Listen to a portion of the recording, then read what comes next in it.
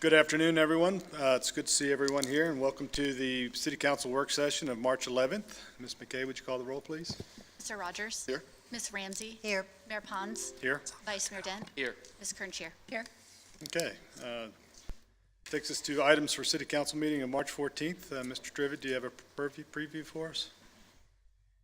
We're having some microphone issues today.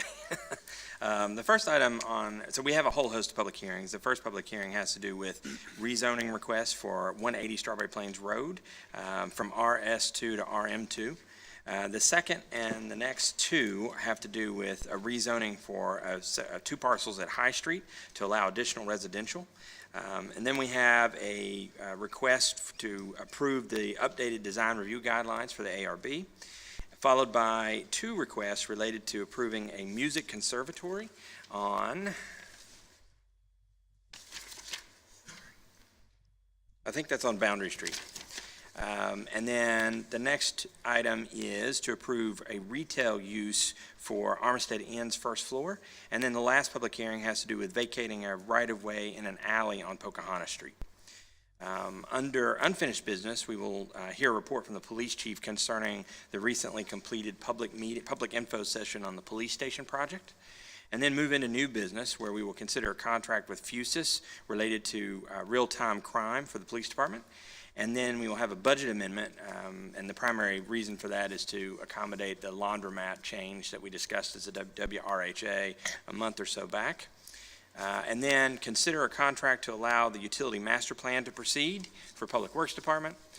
And then we have an approval of the renewed VIPSA contract for recycling services. And then the final item on our agenda is to authorize the application for a urban archery season for the city. And then the last item on our agenda for the day will be closed session for a legal update. So it should be a short meeting Thursday. All right, next on the for item agenda is public comment, which is an opportunity to come forward and say what you like to council. I do have some open forum comments, but I'll go ahead and call these out now. So the first one I have is Daniel Crystal.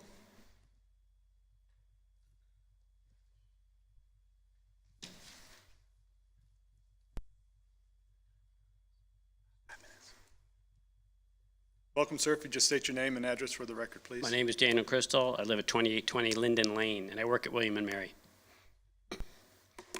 I'm here to talk about the development at Strawberry Plains, and I want to just share my experience with council of how that area, the College Woods, is used by the college in educating students about biology. I'm a biology professor. I've been here for 27 years. And for 26 of those years, I've been taking students out to the College Woods very regularly. I initiated a program where we fenced the deer out of certain areas of the woods, and students have been using that in a long-term study in the introductory biology class. So 400 students a year study the relationship between the vegetation, the ticks, and the deer in that area on the other side of Lake Matoka. Also, I teach an ornithology class. I probably taught that 25 times. There's students in that class go into the College Woods once a week for 3 hours for the entire semester, every single year. There's 4 sections of lab, so I'm out there 4 times a week for 3 hours each in the College Woods for one of the semesters a year. So I spend a really large amount of time out there with students, educating them about the ecology of the College Woods. This development will impact the other side of the woods on the other side of Lake Matoka severely, as well as Lake Matoka. We know that because we've seen what happened with the Best Management Pond at 199, which created a huge canyon, an enormous amount of erosion, and during my time of going out there has completely buried one of the 3 pristine streams there with sediment that is runoff from the development. We predict the exact same thing will happen at this stream over time, the stream that is threatened by this development. We've been lucky with the one stream that has been ruined because the sediment hasn't yet reached Lake Matoka, so you don't see a big plume of it coming out, but there's no reason to think that won't eventually happen at one or both of these streams. The lake just can't sustain that. And when I got to William & Mary, it was a very popular sort of research project to have students compare the three pristine streams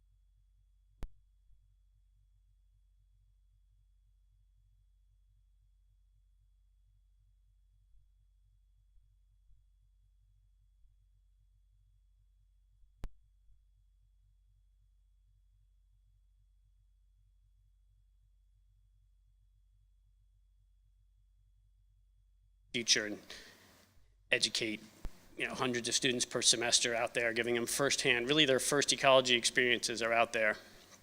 So I just respectfully ask for you to consider the long-term impacts of this versus the short-term benefits for very few people. And I know that houses can be built somewhere where they are not degrading a pristine, virgin, old-growth forest somewhere in Williamsburg. That's it. Thank you. Thank you, sir.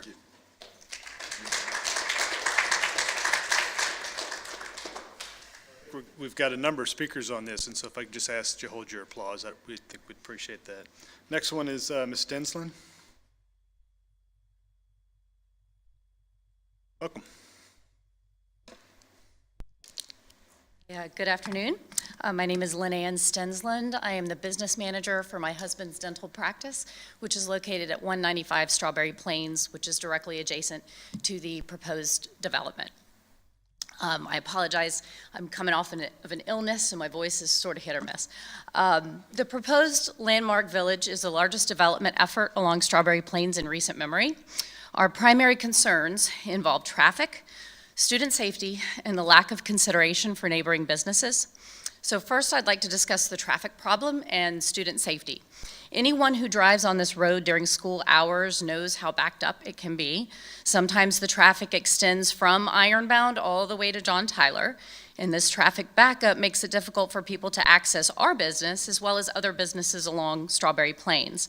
The backup at Berkeley also causes problems for those who are not going to Berkeley and just want to get by. Daily, I notice people illegally drive around the backed up school traffic in order to make a right onto Ironbound Road from Strawberry Plains. I also notice cars using the business parking lot across the street to bypass Berkeley traffic for those coming from Ironbound turning right onto Strawberry Plains. And sometimes the business puts up a chain to block access to their parking lot. I cannot imagine that simply adding a left turn lane, as VDOT is recommending, will solve this problem, especially since the problem exists now, before the development has even been built, which will no doubt be made worse by adding this large development.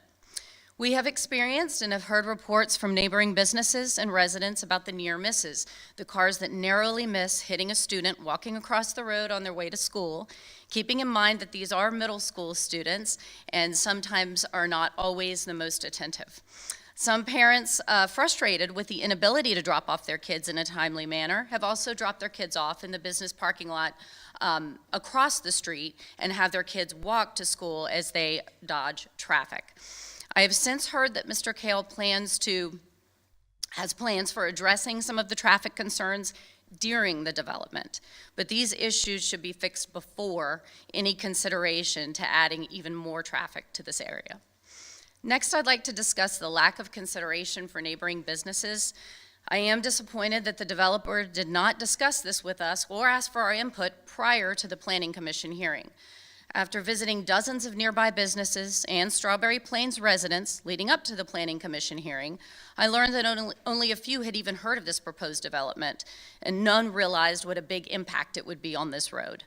Mr. Kale has reached out to us a couple of times since the Planning Commission hearing to discuss our concerns, but we told him that as long as the entrance to the development is near this intersection, we wouldn't support it.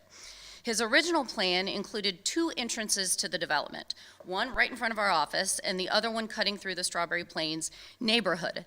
It appears that in the recent renderings I've seen, he's taken out the second entrance to the neighborhood, forcing all traffic through one entry point located right at this already very congested intersection. At the Planning Commission hearing, dozens of business owners and residents spoke out against the rezoning. In response to these comments, the Planning Commission voted unanimously not to recommend rezoning. We appreciate them listening to our concerns and hope that City Council will do the same. Thank you for your time. Thank you, Mandy. Next speaker's card is Helen Murphy.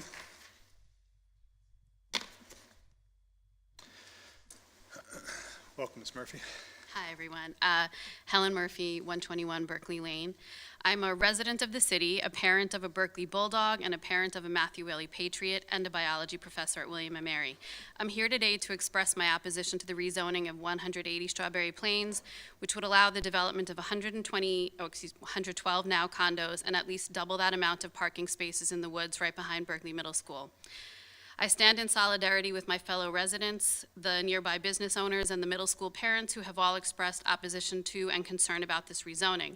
But I'm here today as a member of the William & Mary community and will do my best to represent the faculty and students who cannot attend because they are away on spring break this week. But to be clear, I do not speak for William & Mary, the institution. As you know, I spoke at the Planning Commission meeting in November 2022. It has taken 1 year and 4 months for this development to finally come to a vote at City Council this upcoming Thursday. Since that PC meeting, our concerns have not changed. To state it bluntly, the College Woods is absolutely integral to teaching and research at William & Mary. We rely on the unusual, rare, threatened, and endangered flora and fauna, as well as undisturbed streams and geological formations. Lake Matoka is really special. It is the oldest man-made lake in Virginia, and to be clear, there are no natural lakes in Virginia, so this is our oldest man-made one. As you know from my colleagues' letters, which you've been getting this past few weeks, any development on that parcel will cause irrevocable harm to disrupt one of the remaining 2 undisturbed streams. We cannot teach about water quality if the indicator species no longer exist in the woods. We can't have plant diversity courses without plant diversity.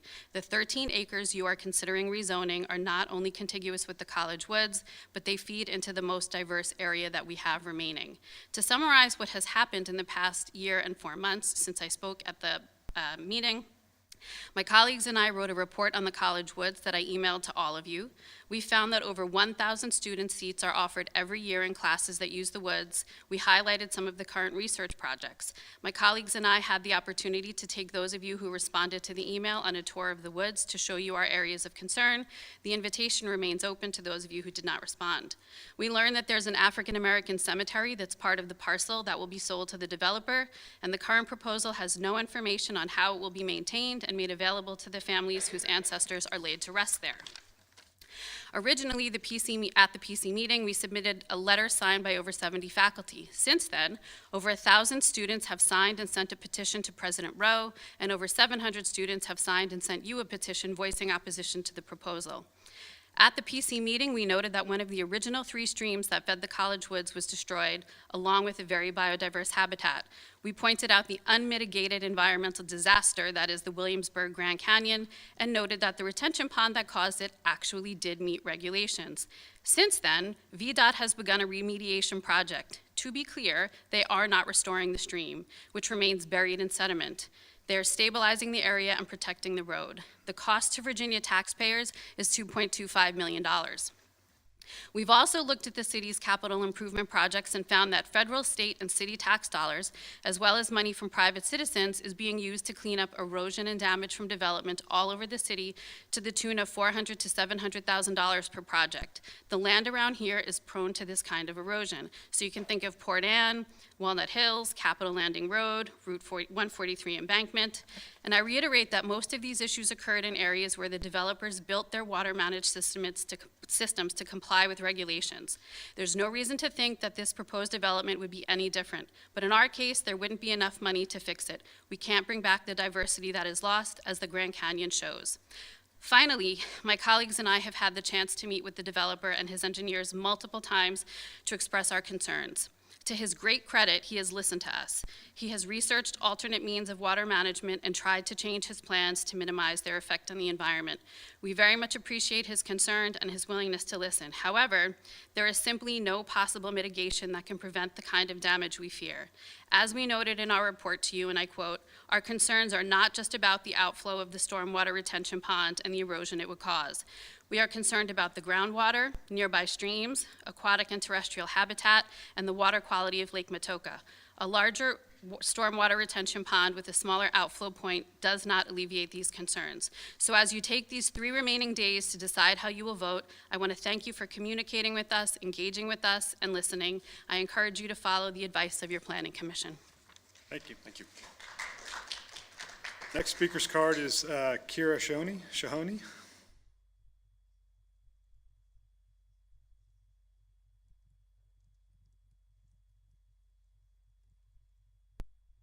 Hello and welcome. If you just state your name for the record, please. Kira Sahoni.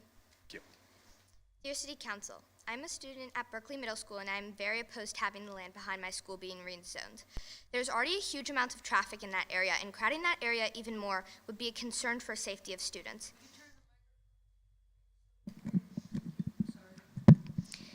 It would also be heartbreaking to see the wildlife behind Berkeley be destroyed. Last year in my history class, we did an activity on mapping outside the school to learn how colonists navigated during their time. We also used that area in science class to learn about how the scale of planets. I know that these aren't the only teachers that use the area behind Berkeley for learning activities. Every now and then in our last period, a few teachers let their classes go outside for a part of class, and we appreciate times like these because of the beautiful nature around us. The woods surrounding us are a part of Berkeley. Losing them would be like losing a part of our school. Thank you for your time. Thank you. Thank you.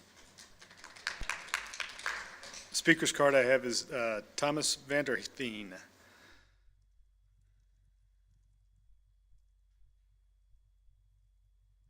Welcome, sir. Just state your name for the record, please. I'm Thomas Vanderveen. Thank you.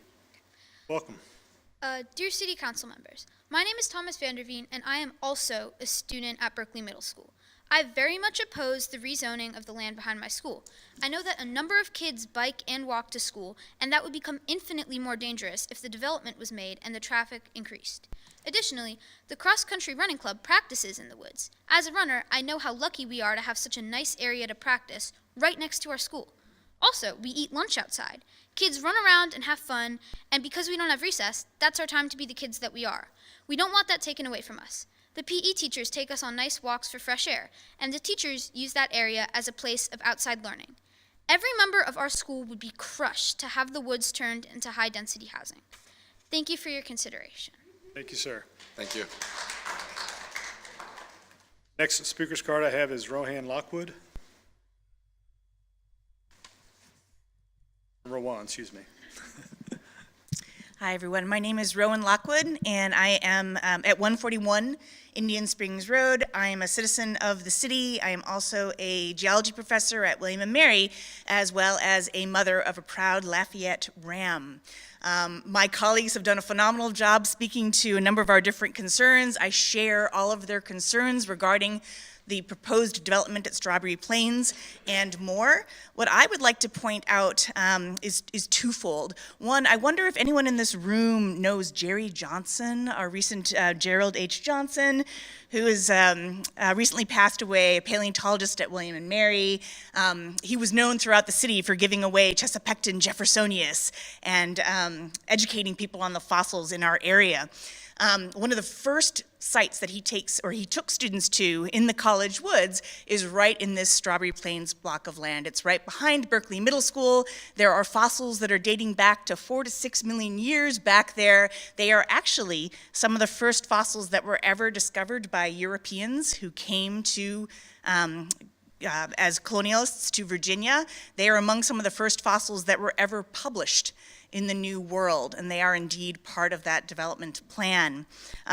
Jerry Johnson, one of my colleagues, is going to speak to the work that he did before retirement in the 90s, criticizing development of the college woods and calling on the city as well as the William and Mary Board of Visitors to take seriously our responsibility to preserve the few green spaces that are left in our city of Williamsburg. He put together a beautiful study showing the detention pond that we now know is responsible for forming the Grand Canyon of Williamsburg.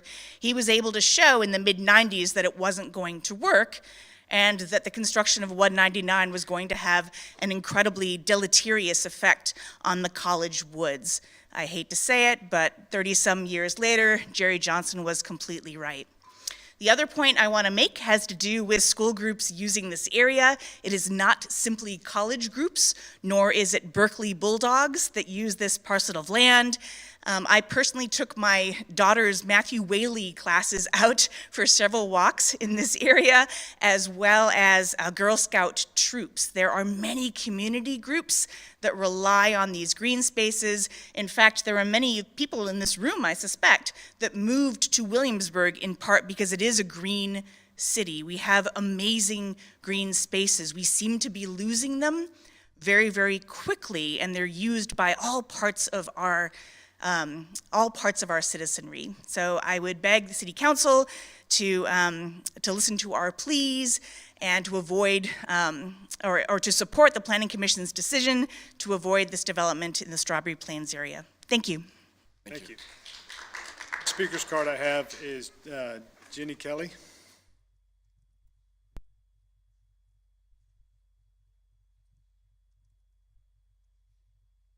Hi, I'm Jenny Kelly, and I live at 210C Strawberry Plains Roads, which does abut the property that would potentially be developed. I'm going to try not to repeat what other people have said, but I do agree with all of their points. I remember in the previous meeting, they mentioned that the traffic study was done in 2020, which may not have been accurate given that the pandemic was going on and no one was really traveling at that time. So I was just wondering if there'd been any update or if a new traffic study that would be more reflective of the current traffic has been done since that meeting.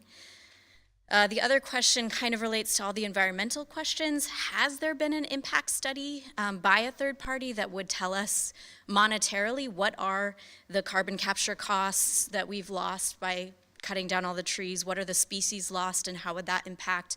As one of the other person mentioned, if the mitigation doesn't work or it only works to a certain degree, how much more is it going to cost us to kind of fix it later on and have all those costs been tallied and thought about and added to the proposal? I also wonder about the low-income housing exchange part of this piece. I think I heard that it had been tried in the past, a similar process, and I just wonder how many of the units did end up being bought, by low-income families versus how many were bought back or paid back to the city, to have some sort of idea of the effectiveness of a program like this in actually addressing low-income housing, and also like whether there have been studies, like research-backed studies of what other cities have been done, because there could be a much more effective manner of bringing in low-income housing that maybe we're not considering. So understanding whether this program would be effective if we did try it, and what else is out there that we could try. So I'm not sure if I've heard much about that. And then I know that the price is listed as like $650K, I think is the number I've been hearing, but the tax assessed value is it's like $2 million. And I just kind of want to understand from council too, like what's going on with that. Like that doesn't make a lot of business sense to me, but maybe there's more there that I don't understand. I think the council could make more money if they sold the property for a higher value for some other purpose. They might get a better return for doing some of these other projects for environmental and low-income housing. Okay, so those were my questions, and I don't know if you have the same ones or if they've been answered for you, but I hope they do get answered. Thanks. Thank you so much. Next speaker's card I have is Harmony Daglish.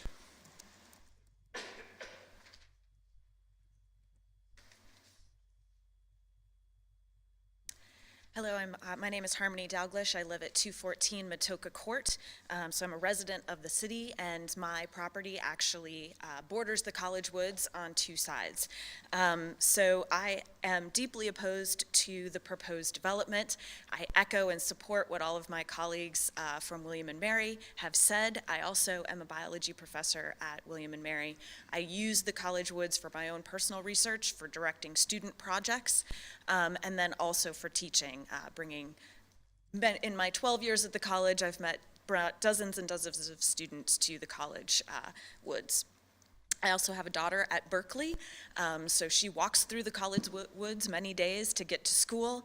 And again, because my property is adjacent to the woods, I and my family use this property for recreation, not just for teaching. So this is a gem of a property. Many of other people have talked about how important the green spaces are. I also firmly believe that. And I would hate to see the negative environmental impacts that this property development would have. So I urge you to vote against this. Thank you very much. Thanks so much. Thank you. Next speaker's card is James Cast. All right, Kate's, maybe. Welcome, sir. Hi, I'm James Cassidy. I'm a professor of geology and part of the Environment and Sustainability program at William & Mary. And what I'm going to say aligns with what you've heard so far. My message is simple. I think the greatest gift that you leaders can give the next generation is to put a value on clean air and clean water. We know that intact native forests that we have surrounding Lake Matoka are protecting air quality and protecting water quality. It's controlling floods, and it's keeping that Chesapeake Bay, it's mitigating any pollution to the Chesapeake Bay. What I've done is I teach classes in environmental science, I teach introductory geology, and I teach environmental geology, and I've probably taken over 700 students over the last 15 years to use the lake and the surrounding woods as a study area. And what we've learned is that that area is very sensitive to stormwater erosion. We get frequent, everyone knows, we get frequent intense rains here, and there's unconsolidated sediments, there's no rock. So when that rain hits, it can roll off the landscape and it can easily peel off the unconsolidated sand and silt. But the forest can regulate that, and the forest can really slow water down. And we really have learned over the past couple of decades that intact forest will slow water down and prevent flooding, prevent erosion, and maintain water quality. The engineers will have what are called stormwater retention ponds that might look good on paper, that will, are alleged to control for the effects of pavement on the landscape. And a colleague of mine and friend, Greg Hancock, in 2010, wrote a paper with Randy Chambers that showed that you can follow the rules and these ponds will still fail. They will not work, even if you follow the rules, because the engineering designs require an assumption that you know how the rain is going to hit the landscape every day for the next 25, 30 years, and 40 years. And they just fail. And so this paper that I think I've shared with you, but I could share it with you again, it showed that basically all the ponds don't work, even though they were supposed to. The engineers said that they would.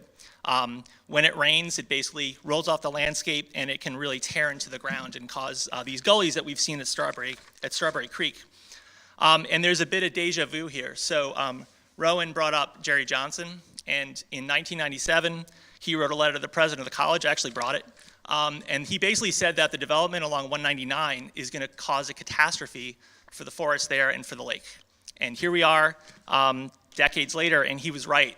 After it rains, you can see a sediment plume from space, because the Google Earth images can actually show that there's a big cloud coming down Strawberry Creek where the development, or at least the retention pond in 199 is funneling water into that part of the lake. And it's just a complete catastrophe. And the result is, of course, now VDOT is spent about $2.25 million to restore it. And, it's really like putting a Band-Aid on a machete wound. That you basically cannot put the toothpaste back in the tube here. You can't restore it.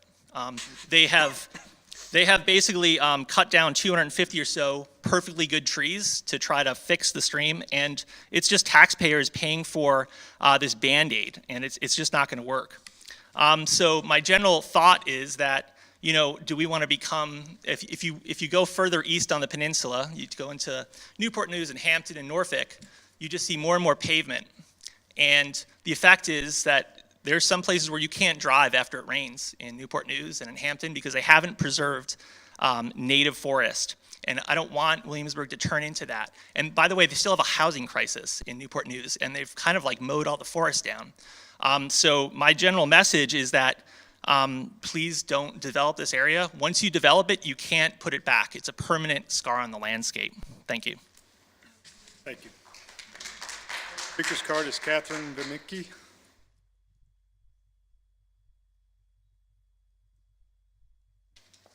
I know I mispronounced that, but you'll correct me. Welcome. All right. Members of City Council, good afternoon. My name is Catherine Kivimaki. I live in the Governor Square Apartments in Williamsburg, and I stand here before you today to speak against the proposed high-density development in the College Woods. I'm a recent graduate of William & Mary, where I studied public policy, economics, and environmental science. I came to the school in the middle of COVID-19, when classes were online and there was very little opportunity to meet anyone. I lived in the Botetourt complex, which overlooks Lake Matoka and sits next to the Keck Environmental Field Lab. Among many things there is the Botetourt, which stretches out into the lake. Many days during my first semester on campus, I found myself sitting on this dock. I'd feel it creak beneath me and hear the rippling of the water and leaves rustling in the woods around me. This was before I knew anything about the ecology of the College Woods. Before I knew about its watershed functions, before I witnessed its turtles and otters, and before I studied its diverse plant life, I only knew one thing, that it brought me comfort. There's something very reassuring about being surrounded by nothing but nature. During a time when everything seemed to be going up in smoke, it brought me a sense of calmness and security no other environment could. I took 2 classes that regularly held labs out in the College Woods. Through these excursions, I searched for critters living in the streams, studied soil profiles, and on the rare occasion, simply enjoyed a long walk in the woods. Every trip heightened my curiosity, deepening my connection with nature and inspiring me to find out more about all it has to offer. One day, my class went to the Grand Canyon, a gorge located on the west side of the College Woods. The Grand Canyon is the product of long-term urbanization in Williamsburg, where more paved and impervious surfaces cause high volumes of water to flow through Strawberry Creek. Eroded sediment from the canyon now flows deeper into the College Woods, where mud has inundated the trees that line the creek, burying their trunks and destroying the habitat they provided. We came back to the trails of the College Woods after seeing the canyon. We saw these forests, suffocating under all the waterlogged sediment caused by this erosion, and suddenly, the wonder I always felt when I visited the woods was replaced by something more sickening. Seeing things like this has motivated me to become an advocate for the environment, striving to see the natural world protected. But you can't find the fight without first finding the love. I don't want every field trip that future students take out to the College Woods to be a lesson in caution, focused increasingly on the sobering consequences of urbanization. There should always be a sanctuary for students curious about the world around them. The role of the College Woods has become even more important in my time as a student with all the recent construction. Many of the green spaces where I spent my time have now been replaced with mazes of scaffolding. In times like these, the College Woods are the last bastion of walkable, uninterrupted nature for students to escape to, both for physical and mental well-being. I don't disregard the fact that the city needs more affordable housing. I was an economics major, after all. I simply ask you to consider if this new development is the best way to accomplish that without needlessly sacrificing our College Woods. Because at the end of the day, we as students, teachers, professors, as members of the community, we don't get options if the College Woods disappear. You have options beyond this development. It is in your power to determine the future of Williamsburg, and the question becomes what you believe is important enough to preserve. I have more knowledge now than I did when I first sat on the Botetourt. Knowledge allows me to identify species of wetlands plants, study chemosynthetic organisms, and observe stream channelization.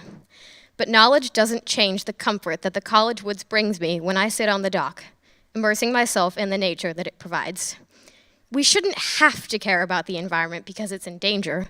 The College Woods are more than just attractive land that lines our houses and schools. It is a place where we can discover the joy, comfort, and beauty of nature. And so I ask you to weigh the consequences before you put into effect actions that cannot be undone. Thank you. Thank you very much. So that's all the speakers' cards I have, but the open comment portion is still open if anybody would like to come forward.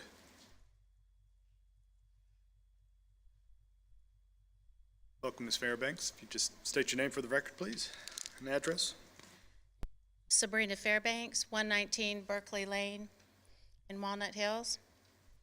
Good afternoon, Mr. Mayor, Vice Mayor, and members of City Council. Thank you for the opportunity to highlight some issues which are coming up on Thursday's agenda. Most of the speakers have spoken to one project, but most of us know that we have two high-density projects on the agenda this Thursday. I'm here to tell you about me and my friends and people that I communicate with.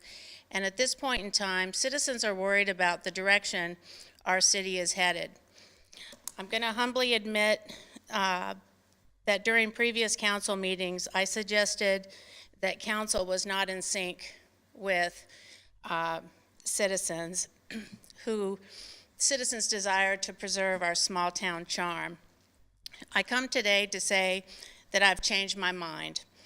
In light of the city manager's involvement in the landmark development, purchase of the property, the city manager's involvement in the high-density Spotswood project, and his current involvement next week in Colonial Williamsburg attempt to include high-density residential housing in the sports complex, I worry that it is our city manager who is steering our city's future rather than city council. Mr. Trevette repeatedly references the surveys he obtained at citywide picnics, which I believe I read 700 citizens attended. Now, we don't know if those citizens are all adults, teens, children, and we don't know how many surveys there are. Curiously, I attend various meetings, and I'm part of an email chain with over 200 city families. And I can tell you that no one has referenced those surveys. Nobody seems to know what was on them, what was asked, and how we keep hearing about the citizens want an edgy, modern, urban city. So I'll stop with, I've in the words of Cuba Gooding Jr. in the Jerry Maguire film, where he says, "Show me the money." Citizens here we respectfully request that you ask the city manager to show you the surveys. We would like them to become part of the public record so we can see who it is that wants all of this high density, who wants an apartment building or a townhouse on every square inch. I believe I read we only have 12% of our city, which is undeveloped. And who is it that wants all of this high-density development? Because, as you're hearing, it's certainly not the people who are coming before you. Thank you. Thank you. Would anybody else like to come forward?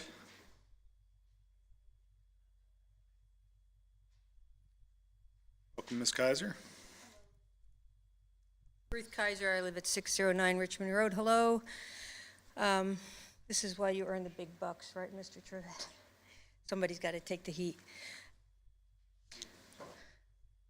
I would like to ask City Council and City Manager to consider once again, I think it was brought up years ago when I had my head down working 15-hour shifts, to have not necessarily the work sessions, but the final City Council meetings at a time when our younger people who are working, raising families, et cetera, can attend meetings. I'm happily retired, sort of semi-retired right now, and so I'm happy to find things to do, like read city council minutes and decide, about the future of Williamsburg. But when I was working and I had a family, there was no way I was coming to a 4 o'clock weekday meeting. There are people in West Williamsburg Heights, where I live, between Richmond Road and Lafayette, and they have families, and they work. And, some of them work for the college, so they may have some sabbatical time or, spring breaks, summertime, where they could maybe attend more to what's going on around them. But for the most part, it's, we're a lot of retired people. But the impact goes through me to the next generation, and their parents aren't here. So if you would consider having your final sessions, city council final sessions, at a time when the younger workforce can be here, I think it would add to support for what comes before city council. It may also, pack the aisles with people who are also in dispute with what the agenda seems to be. But there's a whole nother demographic that's not here and won't be here if the meetings remain at 2 o'clock in the afternoon or 4 o'clock in the afternoon. Just something to consider. There's a lot of people out there who probably would come if they could. Thanks. Thank you. Anybody else like to come forward? Welcome. Just state your name and address for the record, please. Catherine Haynes, is this the time when we can talk about the independent study as well? Sure. This is anything you would like to speak to, you're welcome to. The study will be coming up, and there will be a open forum after that as well. So. Fantastic. I have a neighborhood meeting, so I don't know if I could make it. So Catherine Haynes, 121 Kings Point Drive, and so that is James City County. I moved back to the area after leaving to go to college when I was 18. When I moved back, I thought it really didn't matter if I lived in the city or in the county, because my kids would go to the same district regardless. I also just finished a 4-year term on the Chesterfield County Public School Board, so I'm very passionate about schools and very familiar with the economies of scale. So the first thing that I discovered when we were making plans to move back after we had already purchased the house was there was a discussion of the split. And I remember in Chesterfield County when we were not leveraging economies of scale, and we had individual schools paying fortunes for programs that were integral to our children's learning. And then when we looked at leveraging economies of scale, obviously we're one of the largest districts in the state. All of a sudden, it wasn't just the wealthy schools that could afford these incredible programs. It was every school, because they became very affordable. So I would just, my family has gone through a lot of transition. I moved back to take care of my parents. We chose James City County only because we found a house across the street from my family. But I also envision downsizing and moving to Williamsburg when we're older and want a smaller place and don't have 4 kids at home anymore. So I would urge you to reconsider, just knowing I spent a lot of time in my 4 years digging into the finances of running a school district that was comparable to a Fortune 500 company, and would just encourage you not to lose economies of scale. I have heard strong arguments in support of equity, and actually did look at the statistics for the whole district. And I can agree that there is room for growth. You were more likely to achieve an advanced diploma in Chesterfield County, regardless of your economic background, than in this area. But I think that the current school board combined can move us forward on that path. And again, I would just urge you, as a parent, I would like to keep my kids in the combined district. And I know every single person that I've spoken to feels as strongly as I do. They just believe that they don't have a voice. Having been a politician for 4 years, I know that you have to show up. So here I am today, my first day off after moving back. So thank you. Thank you. Thank Welcome. you. Would anybody else like to come forward? Seeing none, I'll close this public comment portion of the meeting, and we'll move on to background presentations. And first is a presentation from the Human Service Partners Agency funding recommendation. Ms. Evans and Mr. Morgan. Mr. Morgan, welcome.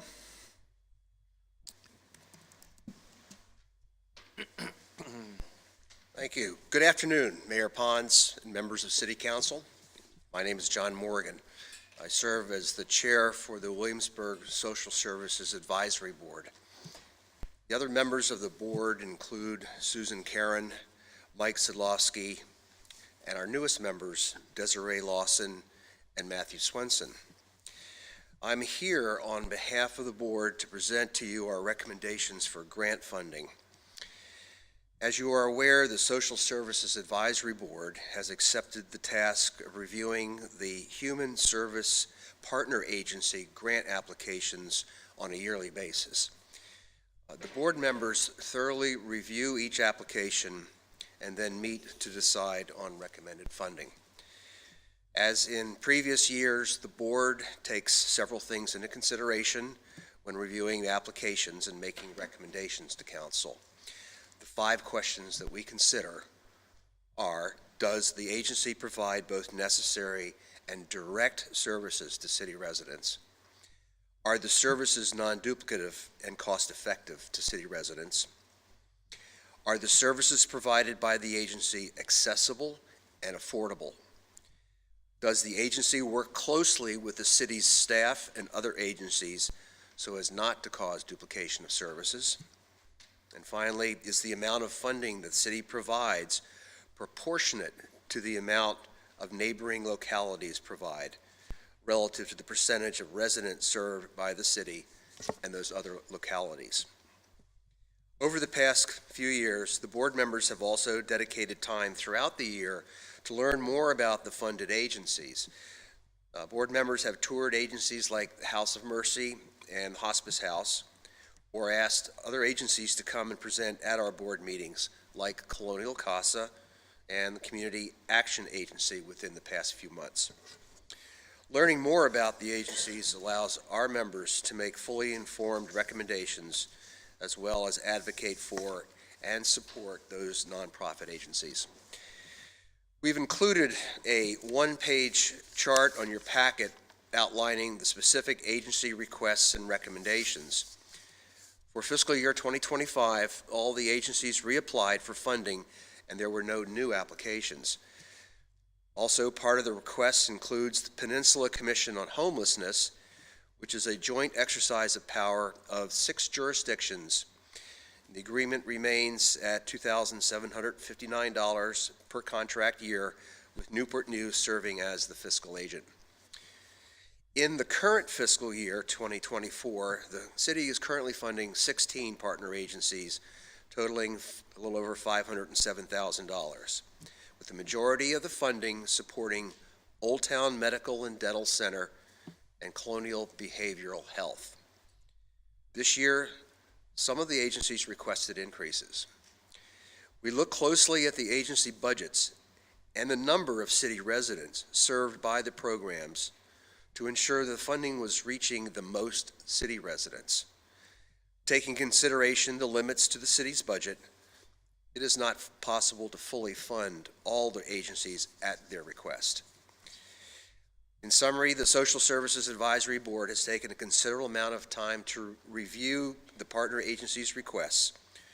Our recommendation is to continue funding the 16 agencies, increasing funding to 9 of the agencies. The total fiscal year 25 funding would amount to $530,159, an overall increase of $22,700 compared to fiscal year 24, which translates to a 4.3% increase in funding. We want to continue to support these nonprofit agencies and the incredible work that they do for our community and for our citizens. We also want to thank you once again for the opportunity to conduct the review of the applications and present you with our recommendations. Thank you. Well, thank you, Chair Morgan. Appreciate you and the work of the committee. I know going through all the applications and trying to determine who should get more is a challenge, because I'm sure that all of these organizations that have applied do good work for our city residents and are deserving of certainly the funds that they've gotten and maybe even some additional dollars. And so to be able to kind of work through that takes a lot of work and dedication to the cause, and I appreciate that. Mr. Vice Mayor, do you have any thoughts? Yeah, no questions. Just thank you for the presentation, and I too would like to say thank you for the work from you and the board. Obviously, City Council would like to fund all of these agencies and fund their request, and we have budget limitations, and it's really important for the work that you do to determine what services are provided to the city and who gets the additional funding based on those questions that you outlined. So the work you do is extremely important, and we really appreciate it. Thank you. Current Chair? Yes, I'll just say thank you, and I echo the Vice Mayor's comments, looking at the list of organizations requested and that you have worked through these applications. You know, so many organizations in our community that provide critical need, that serve critical needs in our community, just, you know, as you mentioned, Literacy for Life, you know, Old Town, you know, Faith in Action, House of Mercy, Avalon. These organizations are the backbone of like a safety net in our town. And so thank you to your board for taking the time, like studying the request, making the recommendation, because really our communities could not be who we are without these organizations. So thank you. Ramsey? Thank you from me also to you and to the Social Services Board. I, again, appreciate the hard work that you all have done doing a thorough review. I like the fact that you included a chart for us to easily see what was funded for FY24, the increase ask, what you gave. And I think that it's important that we try to help these agencies with their request, at least on a small incremental basis. We all know that expenses go up every year, and so a $300 to $500 increase each year can be helpful and help keep them on par. I think it's important to recognize, too, that CBH is getting the largest increase, and we all know the ever-increasing need for mental health funding, so I'm glad that you all recognize that as well. So, thank you. And I'll echo the notes of thanks. Thank you so much for all the work you all are doing. I know it's not only reviewing the requests from our partner agencies, but also speaking with them, learning about their changes, why their funding requests have changed from previous years. So it's really helpful, Mr. Morgan, to have an idea about how funding requests have changed and what you all have been capable of doing. I'll note that while oftentimes we can't fund the entirety of a requested increase, we can fund some of it. So I know that's the city's effort to still recognize that social safety net is one that we want to support here. So do very much appreciate you all's work. Thank you. Thank you. Thank you, Mr. Morgan. Okay, next on the agenda is the presentation and discussion of the research feasibility study on the creation of a City of Williamsburg Independent School Division. We have with us today Dr. Smith, Dr. Thornton, and Dr. Caggiano, just some of the team that worked on this study for us. And Mr. Trivett, I don't know if you had a formal introduction, but as you all know, we engaged in this opportunity to look into the feasibility of an independent school district back in June. And so over the course of these about 9 months, the team has been working on putting together what I think is an outstanding document, and look forward to having the opportunity to introduce it to you all in the public, and then get some feedback. The intention is later in March we'll have an open session forum, so to speak. I don't know that we've determined the location yet, but it'll be an opportunity for the community to gather and hear the report again, and then hopefully have some interaction with the team. So with that, I'll turn it over to Dr. Smith. Thank you, and welcome, sir. So let me begin certainly by acknowledging and saying to our Mayor, Mayor Pons, and Vice Mayor Dent, and members of City Council, and certainly City Manager, good afternoon to you and to everyone present. Let me begin by really expressing appreciation on behalf of the Research and Feasibility Study team to express our gratitude to you, the Williamsburg City Council, and the City Manager for the opportunity to conduct a comprehensive study on your behalf. It was our goal to ensure that the report would be more than an academic research and/or fiscal exercise. Now that you have had the opportunity to review the contents of the research and feasibility study for the consideration of an independent school division, it is our hope that the report will assist in your decision-making process. In fact, some of the programmatic options included in the research and feasibility report can be scaled for small or larger school communities. As you will note throughout the presentation, we examine major functional and programmatic areas of a school division based on the core business that is involved in terms of a school division. And so you have within the context of the report a framework as well as a blueprint for your consideration.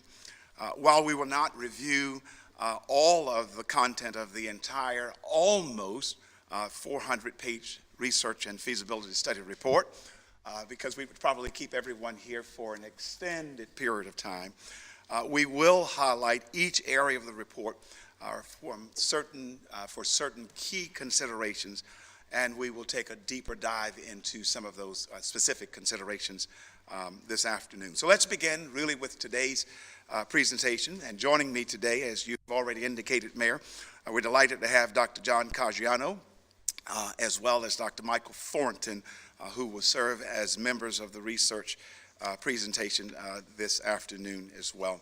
And so we'll get started. Again, for our opening slide, just some context for the report in general. More information about Dr. Thornton as well as Dr. Caggiano included in the report as well, their backgrounds and the extensive knowledge that they both bring and that they have brought to this particular process. So the agenda today that we would like to cover, and that is really look at the research and feasibility study, the core members of the team. We'll talk a little bit about the process. We'll also provide some context for the research and feasibility study. We'll go into some of the key considerations at a very high level with regards to governance, analysis of the enrollment and demographics, and certainly potential school division mission statements, and then context in terms of key fiscal considerations as well as implications. And then we'll move to transition, possible transition opportunities, and how you might approach that should you decide to go down the path of an independent school division. And then co-curricular activities and athletics, and then we'll provide some context in terms of student achievement outcomes, the core business certainly of what we're engaged in that you've asked us to do, and that is teaching and learning and focusing on student outcomes, their achievement and specific outcomes. So we will move in that direction as well. Again, just a brief, broad overview of key members of the team who served. It was my pleasure to serve as the senior advisor to the team. I've mentioned that Dr. Caggiano will present a little later on. We had Dr. Kate Maxlow, Dr. Jennifer Parrish, Dr. Lorianne Smith, Dr. Michael Thornton, and Dr. Donna Woods, all who served as members of the team. And then we had some content experts as well. When we talk about English language learning, when we also talk about special education services in particular, we brought certainly as a part of the process to ensure that it was comprehensive expert knowledge in those defined areas, co-curricula, and in particular athletics. We'll start where I've spent some time when we were here talking about the proposal, and that is that education, and Mandela said it quite well, that education really is the most powerful weapon which you can use to change the world. And it serves as that North Star for all of us. I would like to point out to the viewing audience, and certainly to individuals who may have the entire report pulled up, you will note that we provided on some of the key consideration slides, specific page numbers that you can go and find more of the information regarding that particular area in a more detailed way, given the pages provided in the report. So let me just talk a little bit in terms of the research and feasibility study. We've said governance and management you will find in the report. Potential school division mission statements. I mentioned that in terms of the agenda that we will cover today, but this is a listing of all of the sections of the report. Staffing standards and human resource considerations, fiscal implications, operational and instructional technology, curriculum instruction and assessment. So a pretty in-depth review there.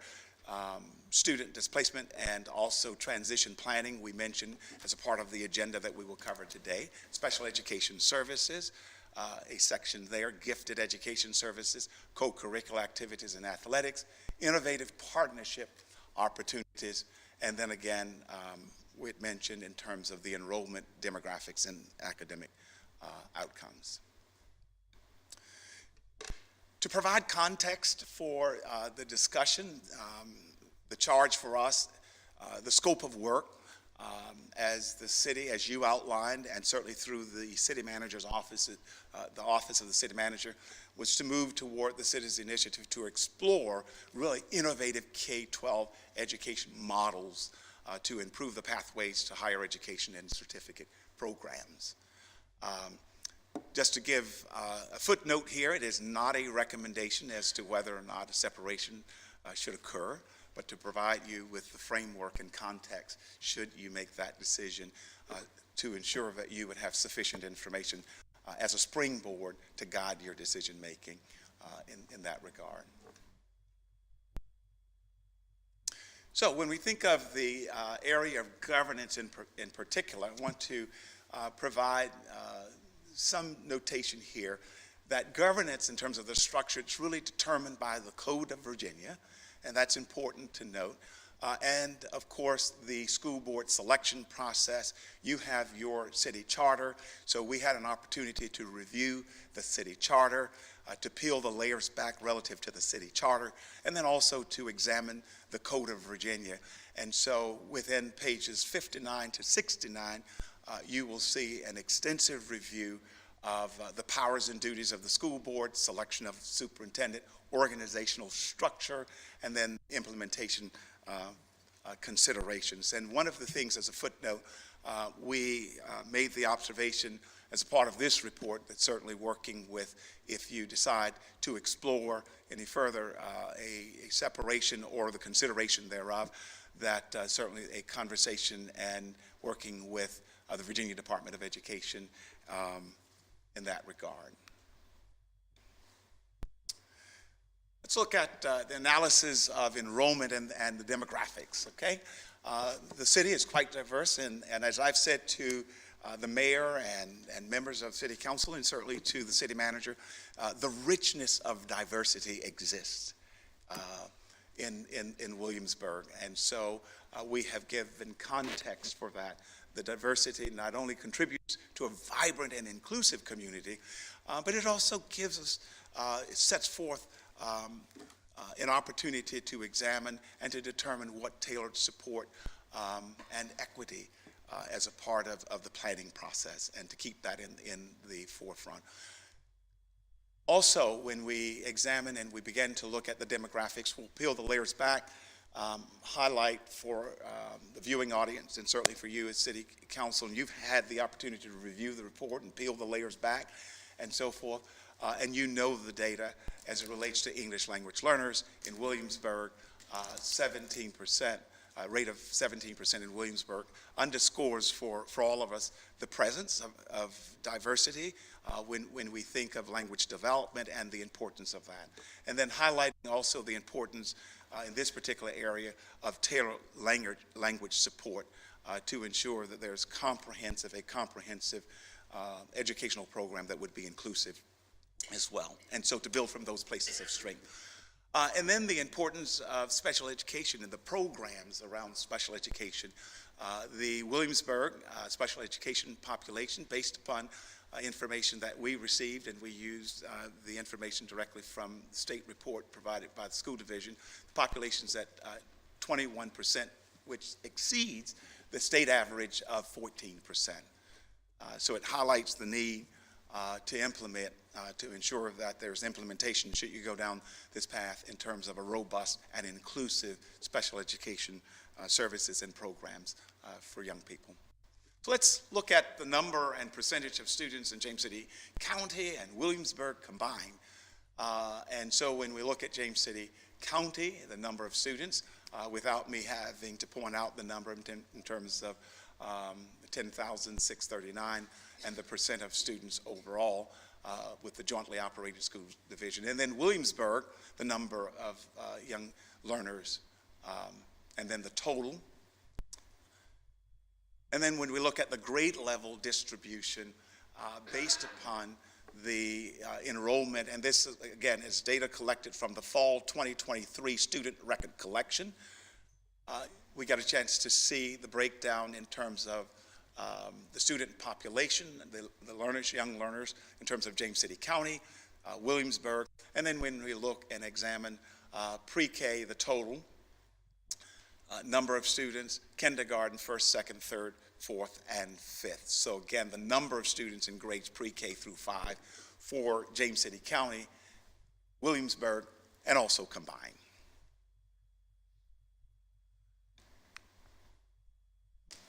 Here you get the percentage of students in grades pre-K through 5. So again, without going back to the previous slide, we'll just highlight in terms of the percentage. And again, you can look at the total for James City County and the total in terms of Williamsburg and then pre-K.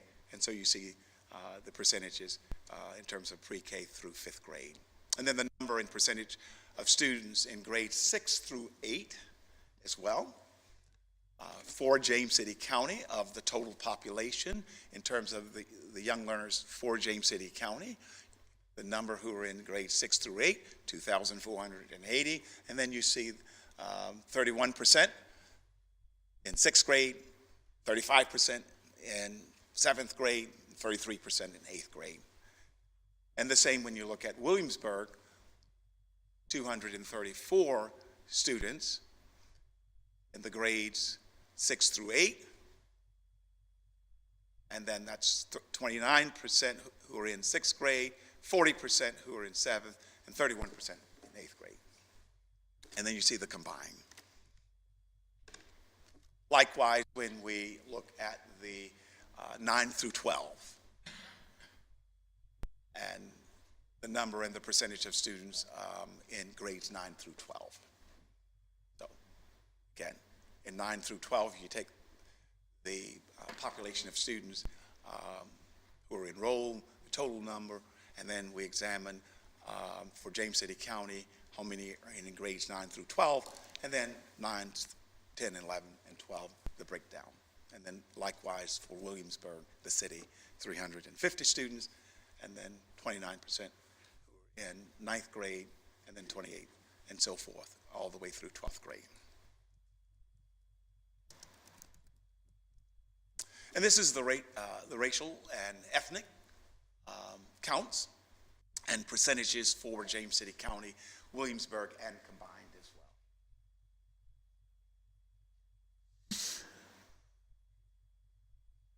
Okay.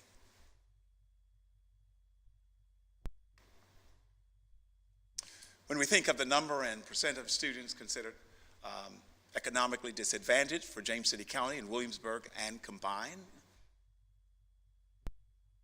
so you see the number for James City County, which represents 33%, and then for the city, 52%, and then, of course, combined, and then free and reduced counts for the city of Williamsburg, and then James City County. That's the next section to the slide.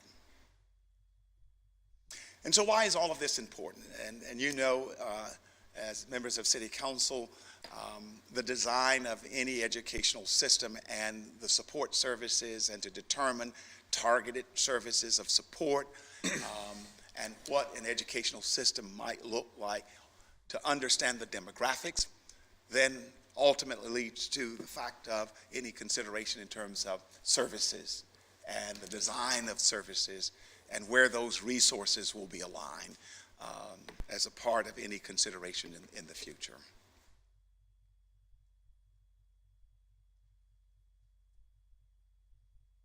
So here you have, in terms of when we look at English language learners,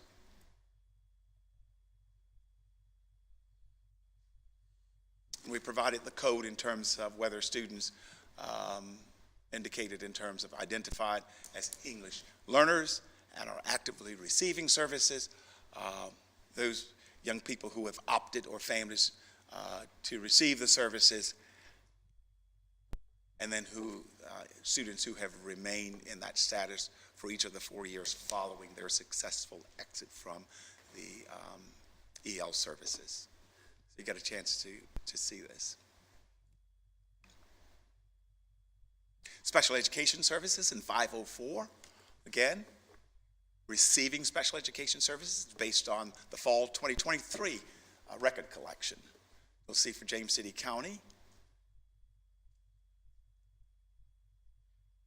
total number there at the time in which this report was conducted and produced, which is a representation of 18%, okay?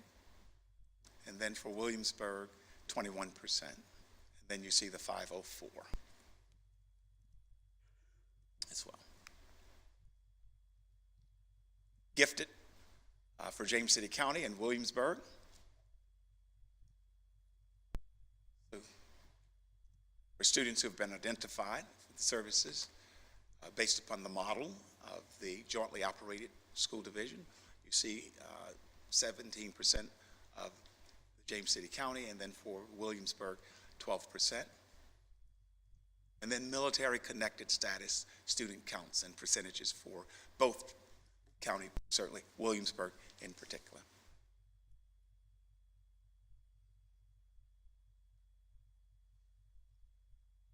Count of students impacted by homelessness. Let's highlight in terms of Williamsburg, 71. So that's, see there, the representation in terms of total number of students enrolled. And then whether by code in terms of who have identified in terms of living in a shelter or shelters, doubled up, or in hotel or motels. Get a chance to see the representation as we highlight in particular the city.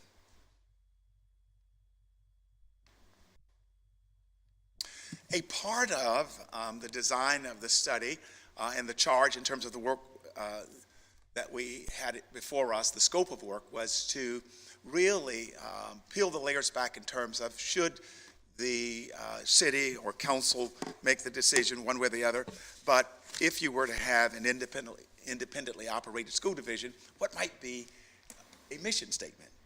And so we started with the big picture first, to say, with a small work group of residents of the city, to raise the question around the portrait of a City of Williamsburg graduate.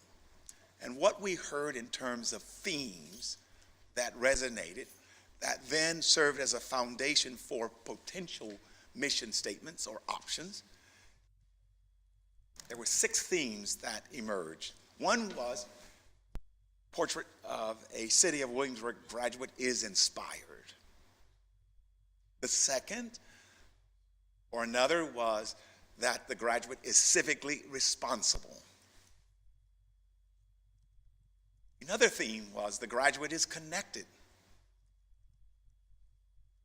The Williamsburg portrait of a graduate is purposeful, ready to contribute,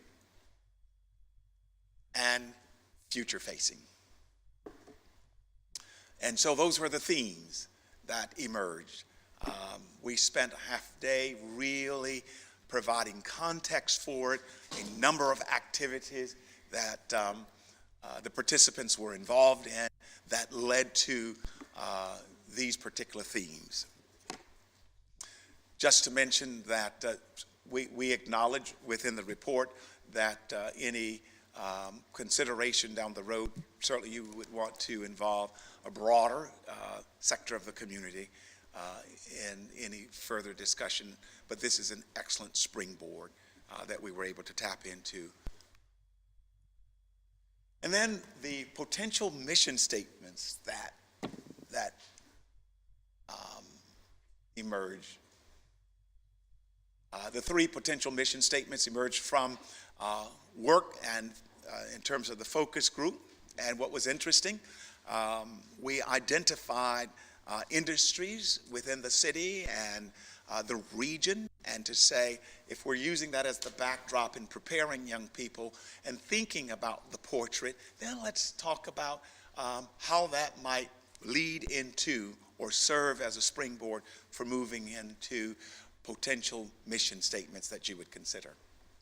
And so, simply, Williamsburg City Schools provides every student with a world-class education through innovative partnerships, community opportunities, and student-centered learning opportunities.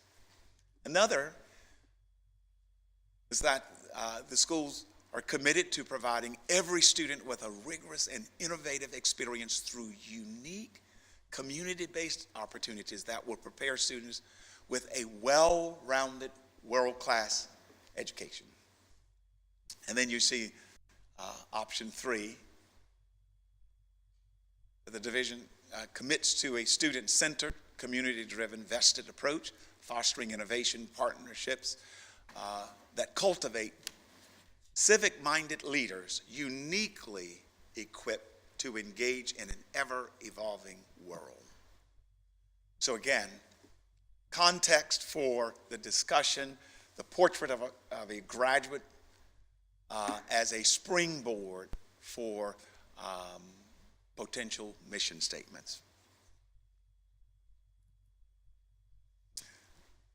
When we get into this, I'm going to ask that Dr. Michael Thornton would come forward, and he's now going to move into talking about the budget implications and our work around the budget implications. Dr. Caggiano will join us later in the conversation and presentation, and we will hone in and talk extensively about the student achievement outcomes, and then we'll conclude and certainly ask for questions. Okay, Dr. Thornton. Welcome, Dr. Thornton. Good afternoon, Mayor Pons, Vice Mayor Dent, council members, and City Manager Trevette. It's good to be with you all this afternoon. Certainly, I'll echo the sentiments of Dr. Smith that it is my honor to have served on this team for this very important task. So if I might, before I go into the details of the slides that I have to share this evening, I will just provide an overview statement regarding the implementation and feasibility considerations. One of the primary deliverables of this study, as you know, is the development and presentation of an economically sound fiscal plan for the operation and startup of a potential separate independent school division for the city of Williamsburg. To that end, this study includes an estimated operating budget of revenues and expenditures. This fiscal plan includes detailed revenue estimates by major source, detailed expenditure estimates by cost center, function, program, and object code. Expenditures by cost center include school-based operating costs for a pre-K 5 elementary school, a 6-8 middle school, and a 9-12 comprehensive high school. This plan also includes detailed staffing projections and scenarios that meet and or exceed Virginia's standards of quality staffing mandates. In addition, this study provides updated 5-year student enrollment projections for grades kindergarten through 12. Finally, in addition to providing an estimated operating fiscal plan for the first year of a potential City of Williamsburg school division, this study includes a subsection outlining other funding fiscal considerations for your planning. Startup and potential multi-year investments and strategies in and for the following functional and programmatic areas include varsity athletics, operational and instructional technology, pupil transportation services, school food services, purchase services, risk management, and grounds maintenance.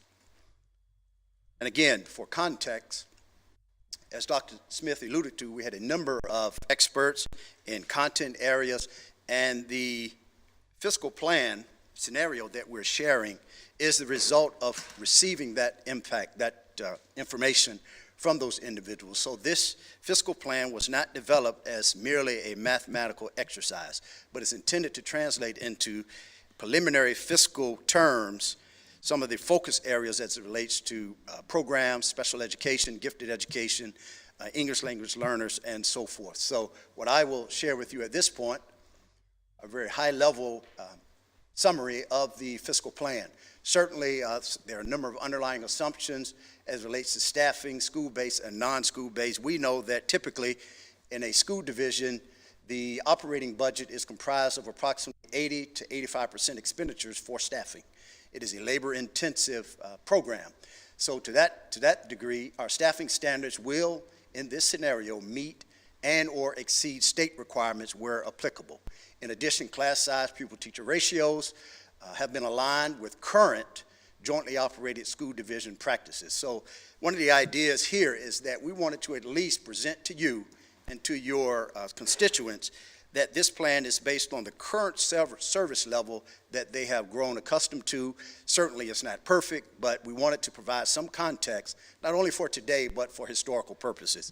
And then third, staff qualifications and experiences will also meet and or exceed requirements as it relates to the state as well as the current jointly operated school division. And this is important because it drove some of our cost estimates around teacher salaries. In the area of estimated revenue, certainly there are three major revenue sources for a typical operating budget for a school division in the Commonwealth. Certainly local, which will be provided through appropriation by the city of Williamsburg, state funding, and then federal funding, and there are some minor, not as material, other or miscellaneous funding. So for the city of Williamsburg, for purposes of this scenario, again, we wanted to make sure that when we made some of these revenue assumptions, that it would be grounded in fact as we know it today. So for the local contribution per this scenario, that contribution totals $10.4 million, which is the city's current budgeted contribution per the jointly operated school division's budget for 23-24. So currently, you all are contributing to the operating budget for the current fiscal year of really $10,364,000. So we just rounded it to $10.4 million. We didn't want to make any assumptions around revenue contributions from the city going forward. And secondly, state funding scenario in this plan for year one is totals $5.7 million, and it is based on the Virginia Department of Education calculation of state funding for the city's portion of a jointly operated school division for 24-25. We didn't project out 3 or 4 years from now because, again, we wanted it to be rooted in fact. And the basis for that state calculation is Governor Youngkin's introduced biennial budget that he shared with the money committees back in December. Certainly the General Assembly will take final action in the days to come, hopefully. But again, we wanted to, at least for historical purposes, have the governor's introduced budget as we knew it then, based on the projected enrollment for the city of Williamsburg resident students. And then finally, federal funding scenario includes your major grant funds, your Title I compensatory grant, your Title II professional development grants at the federal level, and then of course your IDEA, which is your special education grants, and then your Carl Perkins, which is your career and technical education federal grants. And this calculation estimate of $500,000 is not as scientific, if you will, as the local or state funding scenario, because the jointly operated school divisions receive those funds, and it's not segregated by residents of students. So currently, the jointly operated school division receives approximately $5 million. So I just applied a prorated amount of 10%, $500,000 for that basic estimate. Certainly, if the school division and the city decided to move forward, then there would be a process as it relates to applying for those federal grants that certainly your school division would be eligible for.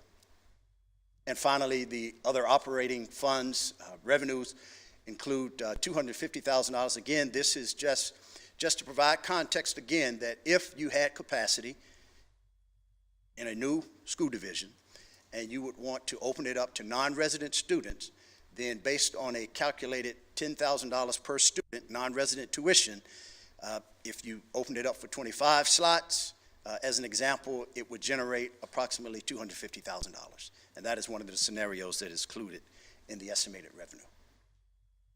And again, more detail can be found on pages 87 through 102. Estimated expenditures.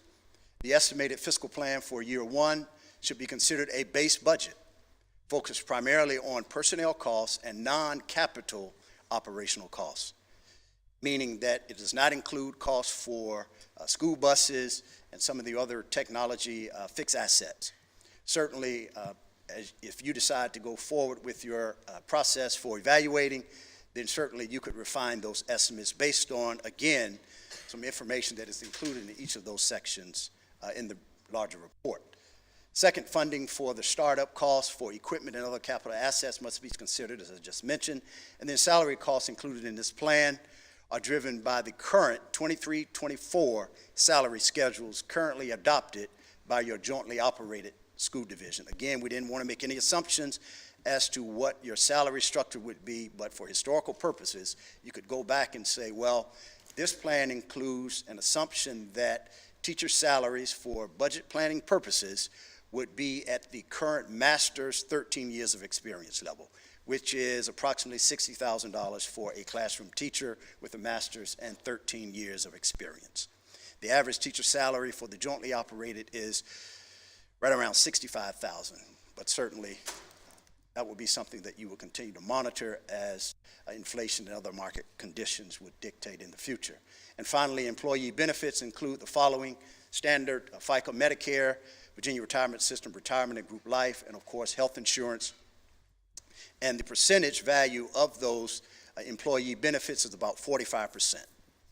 So on top of the base salary, there would be an additional 45% added to that for the typical employee package.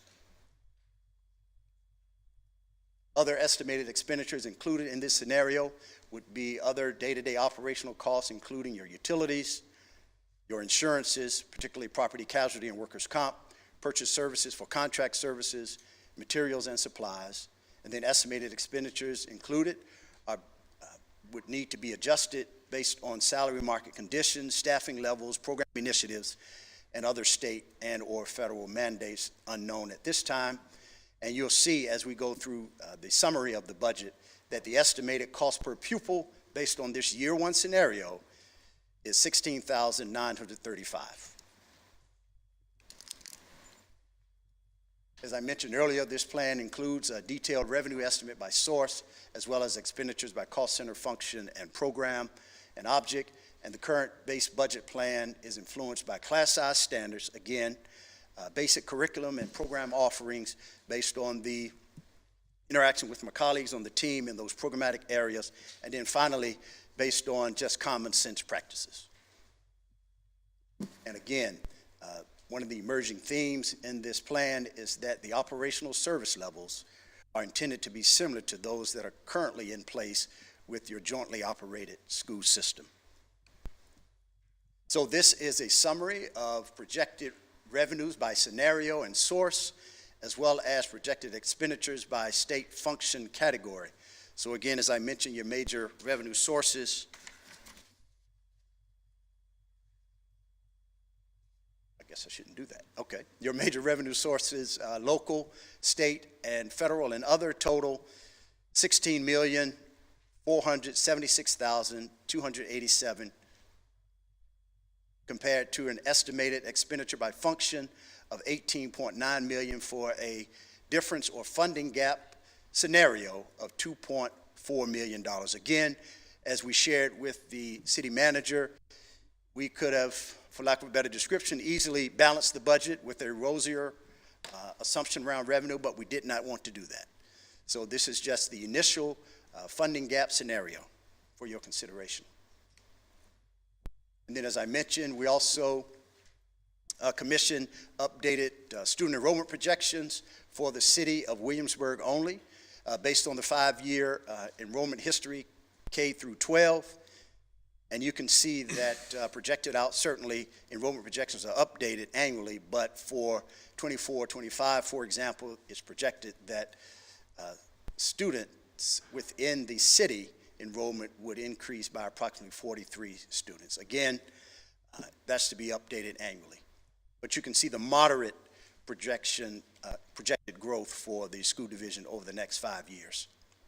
And these projections were provided through the Weldon Cooper Center at UVA, the same institution that provides the statewide projections. And a number of school divisions utilize the Weldon Cooper cohort survival model. And these next few slides are just presentation of the expenditure budget scenarios by cost center, your elementary, your potential middle, and your potential high school, and then the state function, which you've already seen, the program, and object. So this first would be what we currently know as Matthew Willie Elementary School, $5.3 million, and this includes staffing and basic operating costs. Berkeley Middle School, as we know it now, 234 students based on the current year fall membership enrollment, $3.4 million. James Blair Potential High School, again, there was no direction from anybody in the city manager's office. We just made an assumption that we know Matthew Willie is an elementary school. We know that Berkeley is a middle school, so that left James Blair High School. 350 students based on the current enrollment, $4.6 million, and then division-wide instructional and administrative support. Again, totaling $18.9 million to serve the current fall membership of 1,119 students with total FTEs of full-time equivalent staff of 227.5. And just another way of looking at the same information by state function, including instruction. Certainly, instruction accounts for approximately 3/4, which is typical in the school division, and actually that is the expected standard that the state provides. And then, of course, you have your administrative costs, your pupil transportation, operations and maintenance, school food service, and technology. And then by program, we also provided through coding in the background of the spreadsheets, if you will, those costs by program. Certainly the single largest program in any school division is going to be your regular ed program, $9.5 million. Your special education program, Dr. Smith alluded to the fact that the school division currently has about 21% of its total enrollment within the city resident students receiving special education services. So when we built this scenario in consultation with our special education consultant, it was built to support those identified current IEP needs based on the weighting, which dictates the staffing in those programmatic areas. So again, it wasn't just a mathematical exercise, but the current programmatic needs of the students are translated into these fiscal terms that you have this evening. And then, of course, career and technical, 7 FTEs there. And again, this is more generic at this point, but we believe that it's sufficient staffing for the baseline career and technical education. And then if the city decided it wanted to explore in a more deeper way other program enhancements, then certainly we believe this is a baseline to start that, but certainly it is not intended to suggest that more investment or less investment would be necessary, depending upon the program initiative. And then finally, gifted and talented, again, based on the current number of students that have been identified that are city residents, and then pre-K. Again, total FTEs, 227.5, 18.9 million. And this is by object, as I mentioned. Personnel, employee benefits account for anywhere from 80 to 85%. In this particular scenario, the cost as a percentage of the total budget for personnel salaries and benefits is approximately 89%. And this is a summary of the staffing by grade and enrollment. So the first half of that first portion is the student enrollment. Again, the actual enrollment in the fall of 23, and then the school-based positions either by subject or grade, and other school-based support positions, including your school nurse, your school social worker, your behavior interventionist, your media specialists, and your guidance counselors. And also within the report, you have in the appendices, you have detailed by school and position as it relates to staffing. So this is just a roll-up summary.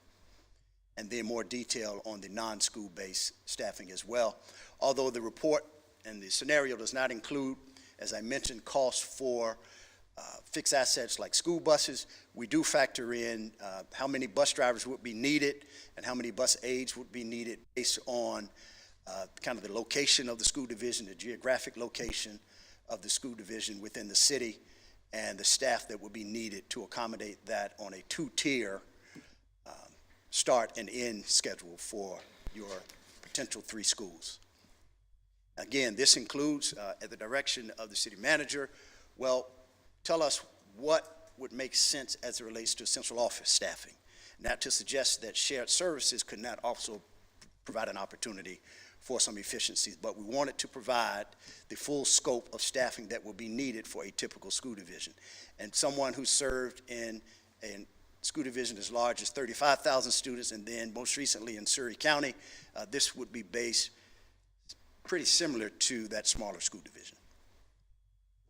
But at the same time, you all have a high standard here, so certainly you would want to attract and retain high-quality people as well. Again, a total, all positions in a potential school division of 227.5. And I will turn it back over to Dr. Smith.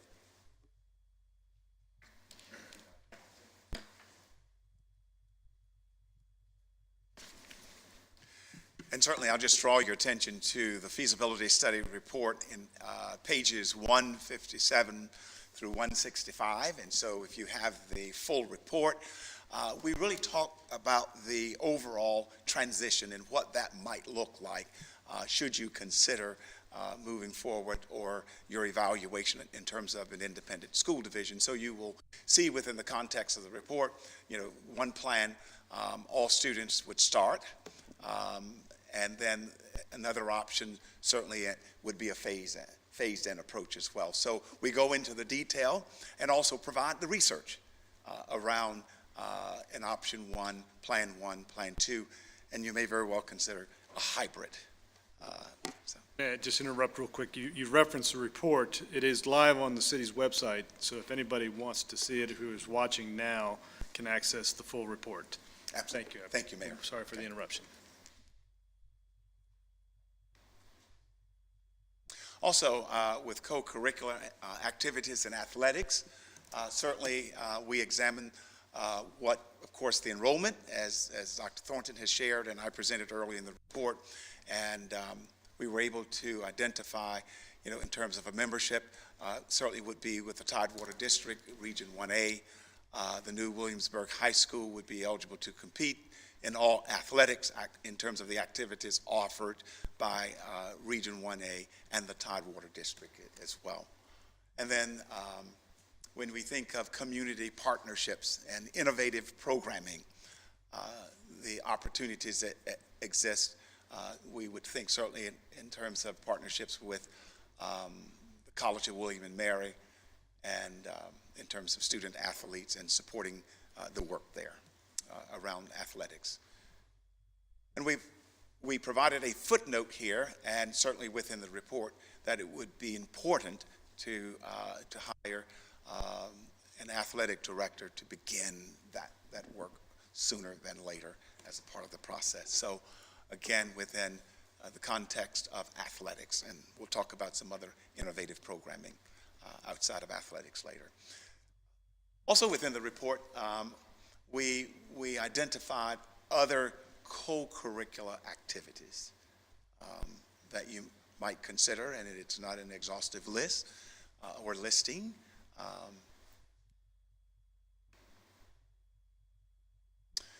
Other innovative partnership opportunities.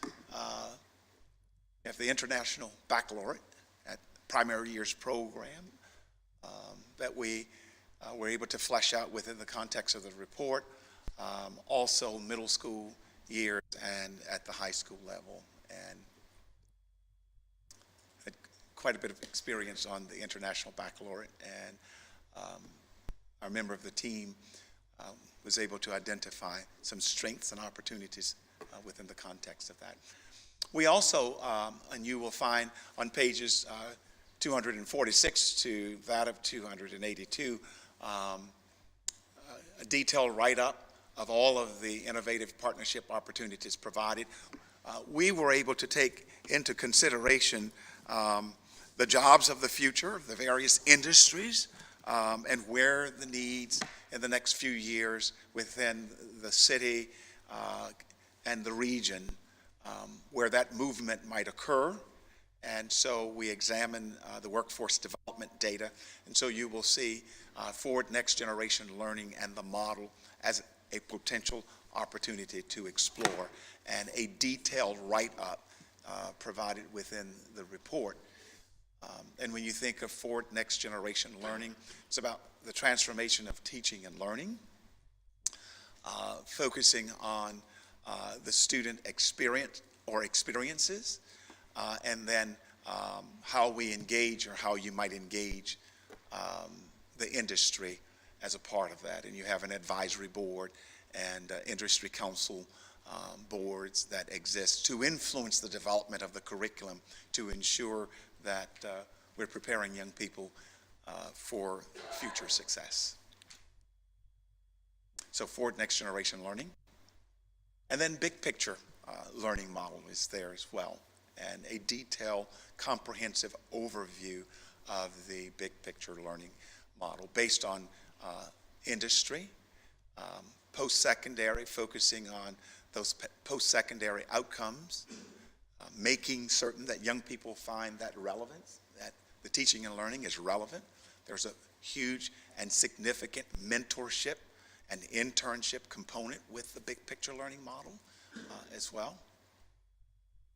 And having to ensure that industry experts serve as mentors, and this model is based on such, and the focus of real-world project-based learning experiences. So you get to peel the layers back around deeper learning and deeper student engagement and skill development with the big picture learning model. And then finally, higher education partnership opportunities. Certainly a college town, and you think of the city of Williamsburg and the collaboration that might exist and that would enrich the development, and not only that, but opportunities for young people around clinical faculty training, certainly at university level, innovative and grants, professional development, gifted services, and the list goes on with the richness of post-secondary and college town or university town.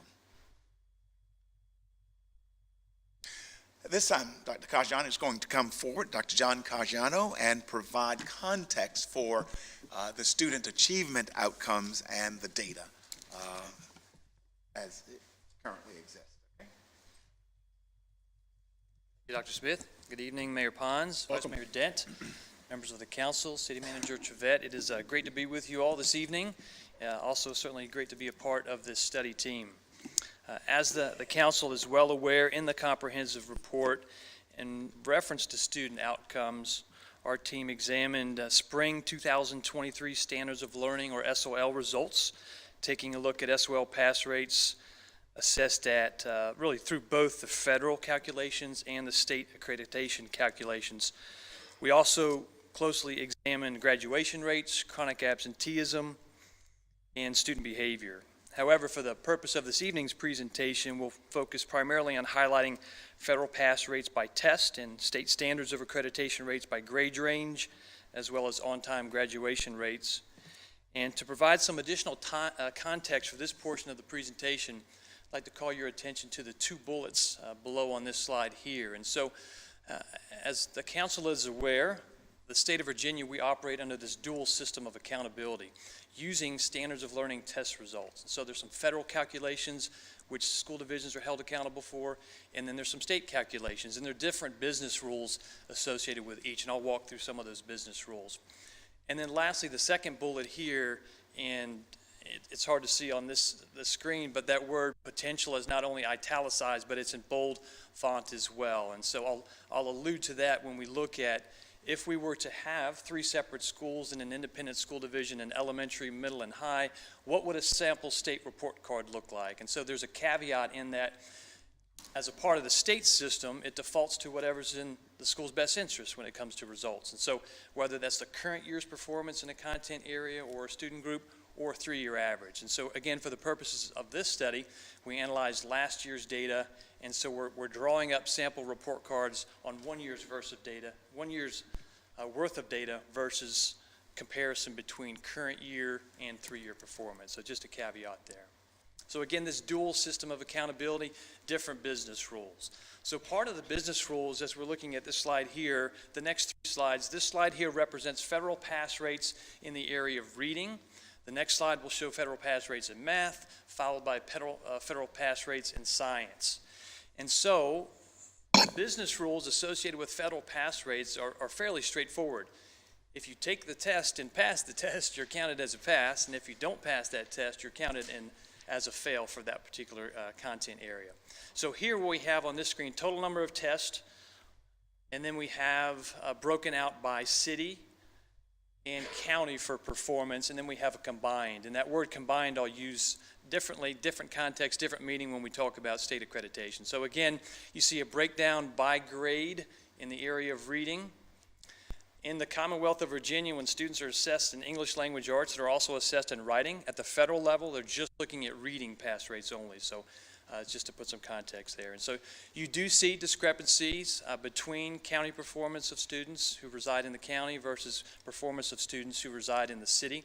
As Dr. Thornton alluded to, there's about a 10% population, right, when you look at the current student enrollment within WJCC schools, and so about 10% of that population. So when you look at the James City County total of 77% pass rate, and then you see the combined 77% pass rate, again, we're not even looking at 1,100 city students on the Williamsburg column, because we're looking at grades 3 through 8, and then select students in high school. Not every grade level in high school takes the end of course reading test. So again, when you look at the total numerator, total denominator as far as raw data, there aren't enough students in the city to heavily skew, in this case not skew at all, the total outcome performance on federal pass rates for WJCC students.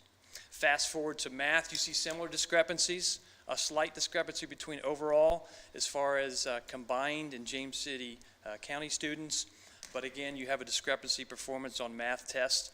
And again, these are SOL tests taken during the spring of 2023. Similar trend when you're looking at federal pass rates in the area of science. Again, county students outperforming city students. And you see, again, not much of a discrepancy between county and overall combined. So again, students at the state level, at the federal level, outright passers, simple business rules. Here is what I alluded to earlier, looking at that second bullet, just providing some additional context. In the state of Virginia, schools can be either accredited with conditions, accredited without conditions, or denied accreditation. Currently, very few schools throughout the Commonwealth that are denied accreditation. The only way to become a denied school would be to be a school that was deemed to be accredited with conditions, and that a school's failure to implement a school improvement plan to the liking of the Virginia Department of Education.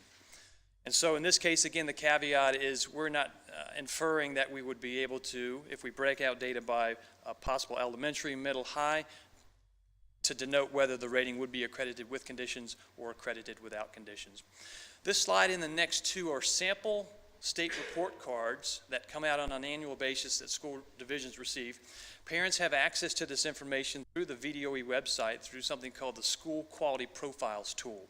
The format is a little bit different, but you glean the same information, and it's represented graphically as well as visually on that particular website. So this here is the first page of the state report card. A school state report card is typically 5 to 7 pages long.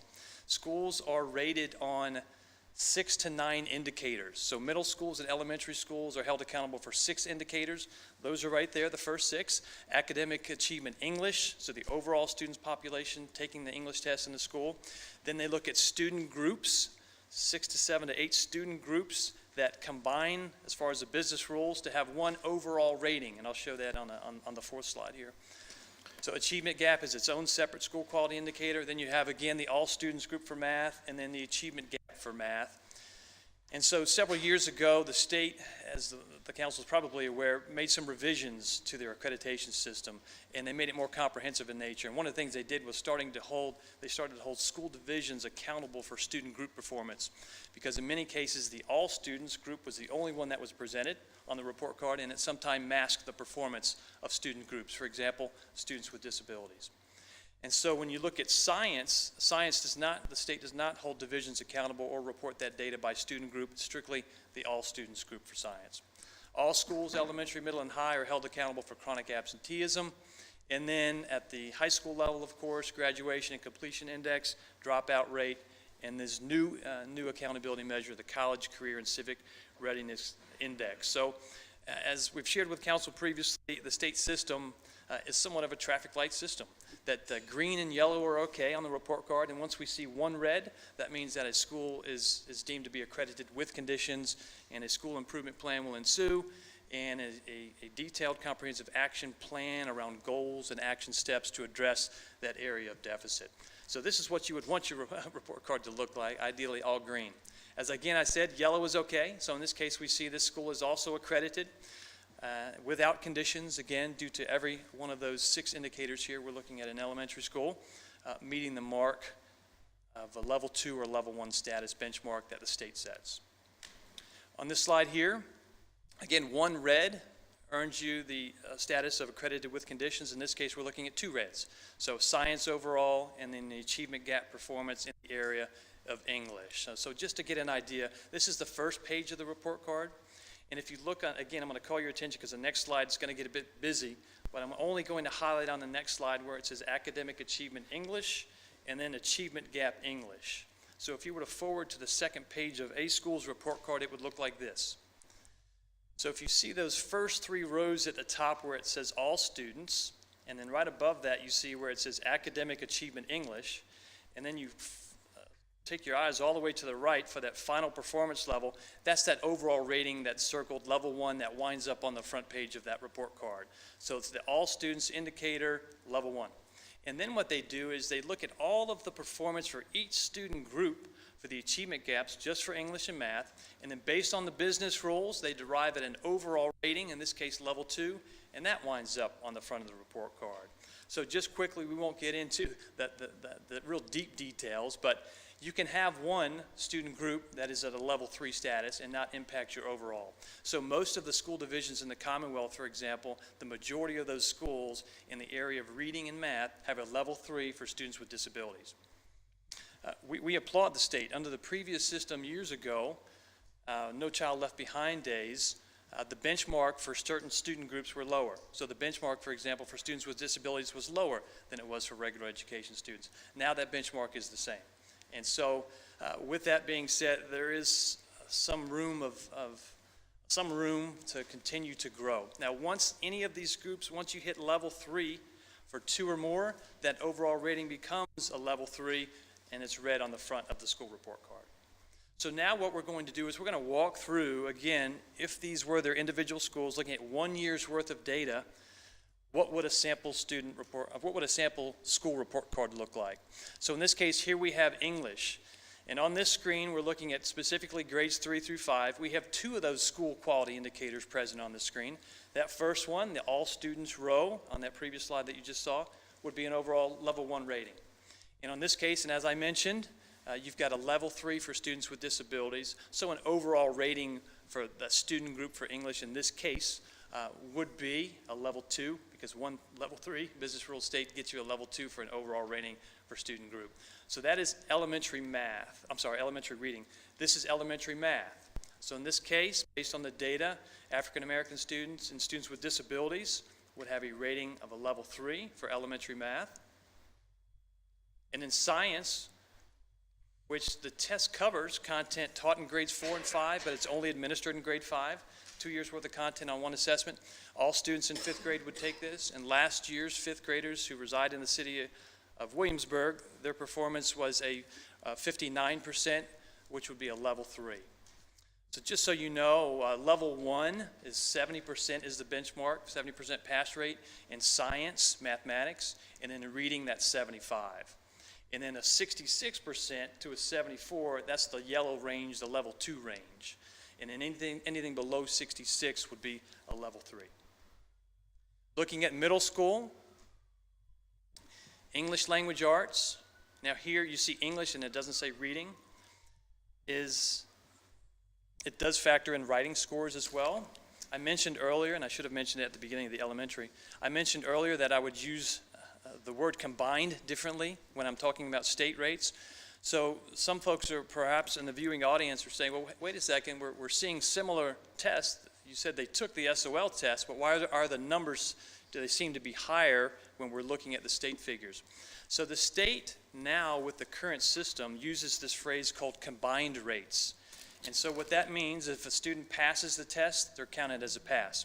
If a student fails the test, and this is only in reading and math, if a student fails a test but demonstrates adequate progress based on progress tables, they're also deemed to be a pass in the current system of accountability.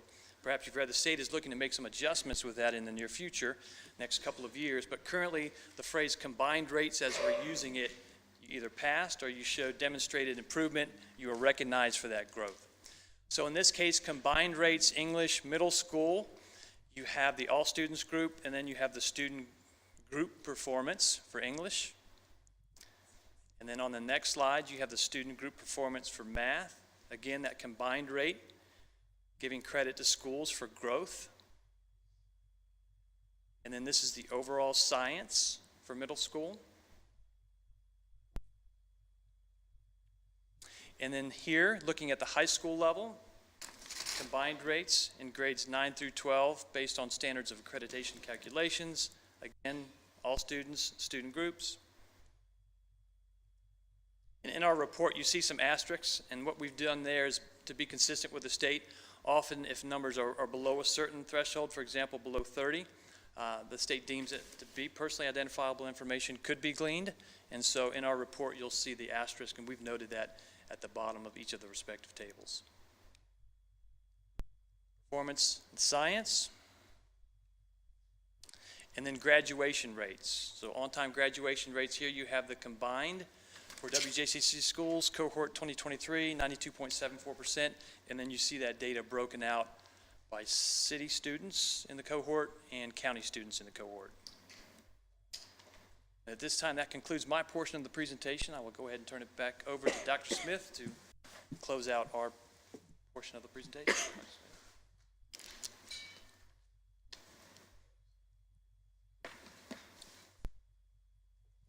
So we'll really conclude this portion by certainly acknowledging all of the partners as part of the process, and we want to thank you again as City Council, Mayor, Vice Mayor, and City Council, and also to the City Manager. Thank you for allowing us to really conduct this research and feasibility study on your behalf. The second is also to acknowledge and to say to the viewing audience, and we want to acknowledge Williamsburg, James City County, the division leadership who graciously provided information, the data, and so forth, and the school board policies, financial documents, staffing information, instructional programs, operational, and their procedures, and so forth. So again, thank you for the opportunity, and this now, it concludes our portion of the presentation, and thank you again. Good. Well, Dr. Smith, Dr. Thornton, Dr. Caggiano, thank you for the presentation and the hard work that went into the study. There's a lot of information in here, and what you covered in whatever amount of time that was. It's just a fraction of what's really in the report, and I would encourage any of you to, and all of you, to go online and read the report in its entirety, and it will obviously help you put some of what you heard today in context when you see additional information. And again, there'll be another opportunity for the community to hear from the consultants in the future, and we'll be putting that out for everyone's awareness moving forward.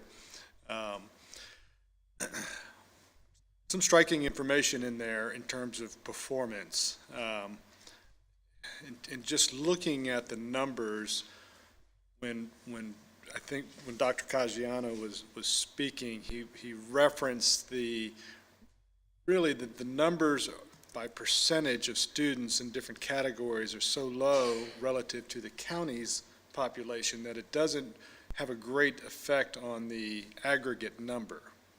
So in that, when we look at those numbers generally, or in the past, through WJCC's reporting, we are only seeing the aggregate numbers. Is that correct? Because when you did your analysis, I mean, WJCC doesn't report in their reportings to. That is correct. Yeah. You're correct. Right. So we only see the aggregate You see the number. aggregate. We do not see the breakdown That is in correct. student performances through the different rating, or through the different grade categories, and then broken down by James City County and city students. You are correct, sir. And the scope of work asked that as a study team that we would delve into and provide you with specific information relative to the city, and we were able to do so. Sure. And so, and we certainly appreciate it. And it's, I think we've gotten a lot of the information that we sought. It certainly doesn't give the answer as to what ultimately may be the decision, but I think it certainly raises a lot of questions about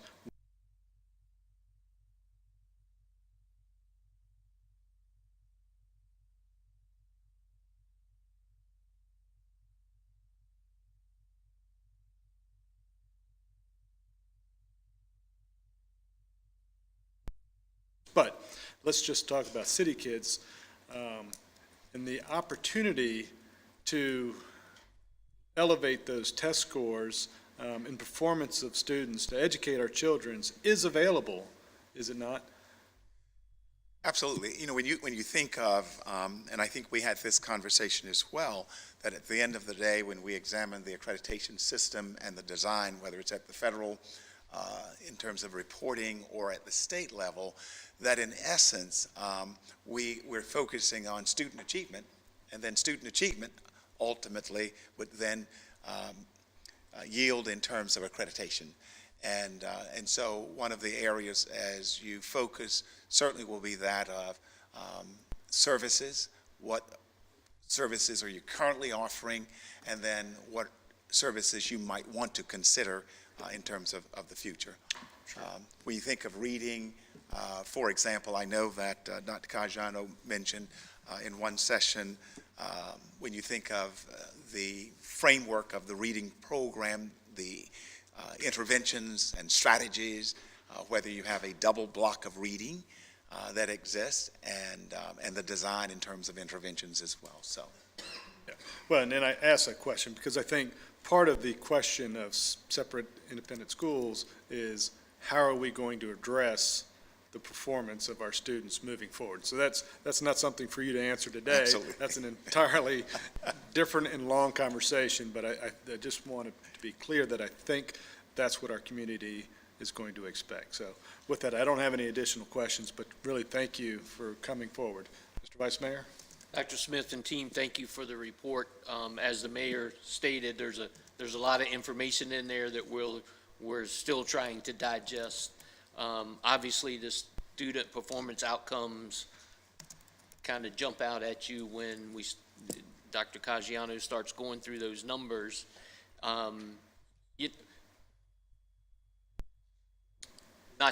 We want to raise student outcomes, so I don't want this to sound like we're just concerned about finances, but if we want to improve student outcomes, regardless of what kind of system we're in, I would assume that's going to cost additional money, funding from whether we're in an independent school system or a joint school system, based on all of y'all's experiences. And I know you've been in school systems where you dealt with similar issues and you've raised those numbers.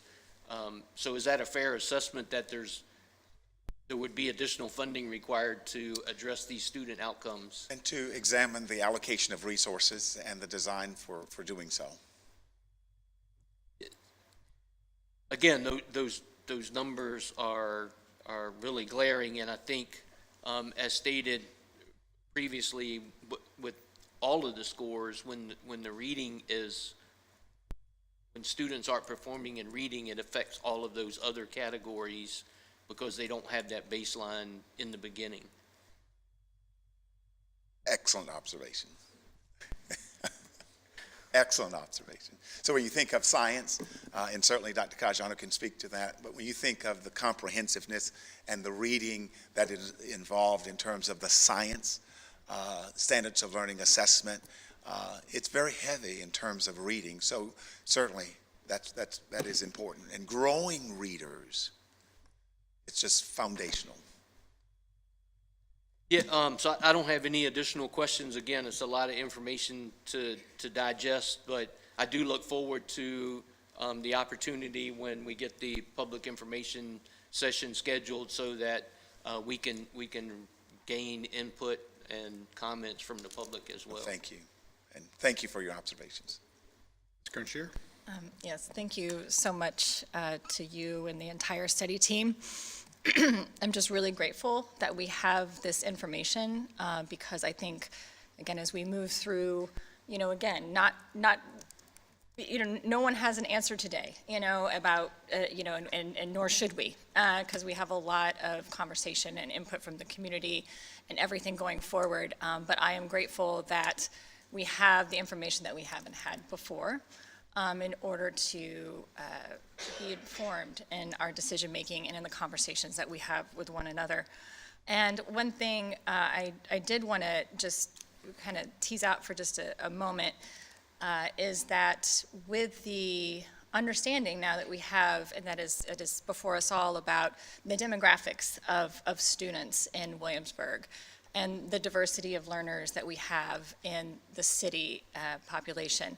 And the calculations regarding per pupil learning, for example, in the report, does that take into account the services that would be needed to serve students, English language learners, those with disabilities, to sort of take into account not just maybe what is happening, but then what would be needed to really serve a population that we see is diverse in learning?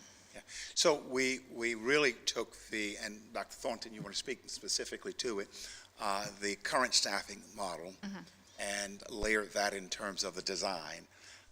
There is the recognition of English language learners. There is the recognition in terms of students with disabilities and the staffing based upon current IEPs and the level of service. Okay, thank you. And so again, thank you. And I think that some of the information that we see in the data that's mentioned, the Vice Mayor mentioned as well, it's kind of sobering in a lot of ways, kind of what we see. But I think, as we move forward, we really have the opportunity to engage in conversation about, what was really happening here is it's about our children, and it is about making sure that our public school system is as strong as it can be. We are doing right by the kids, and how that ends up looking, we don't know yet. But let's always remember that this conversation moving forward is about making sure that our kids are able to achieve their highest potential. Thank you. No, thank you. Thank you. I just want to echo my gratitude for all the hard work that you all put into this very thorough report and for coming today and providing the presentation. And just a reminder to what the mayor said to all of those watching, and please share with your friends and neighbors that the report is available online. And I would ask the city manager if he knows when we will know the details for the public session.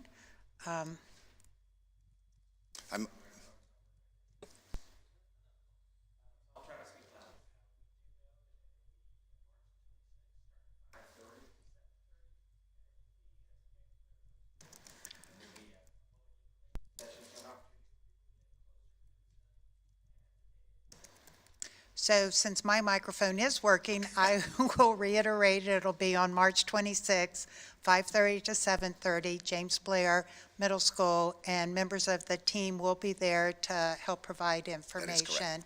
And I imagine that we'll use a multitude of means to advertise that date and what will be expected there through the newspaper, website, social media, things like that.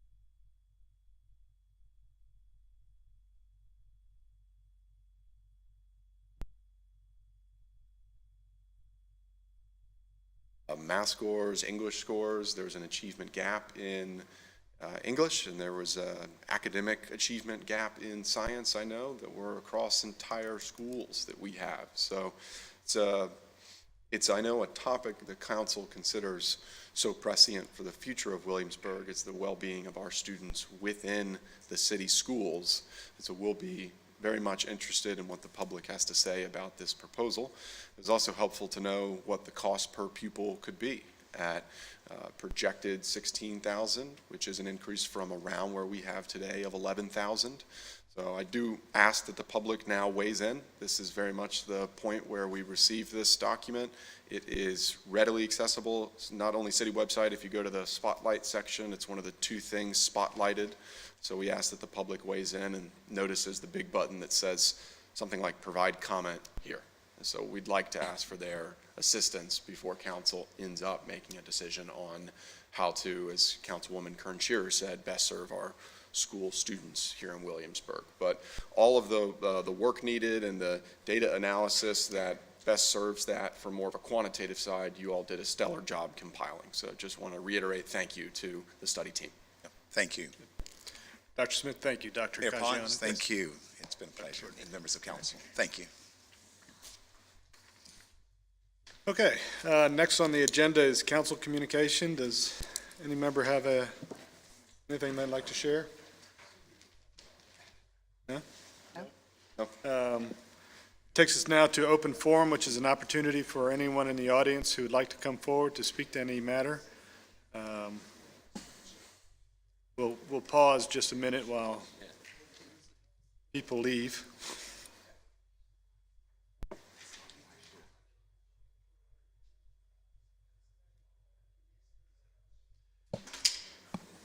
If you're in the aisle to make comments, please step forward. If not, you just want to chat, maybe you can step outside.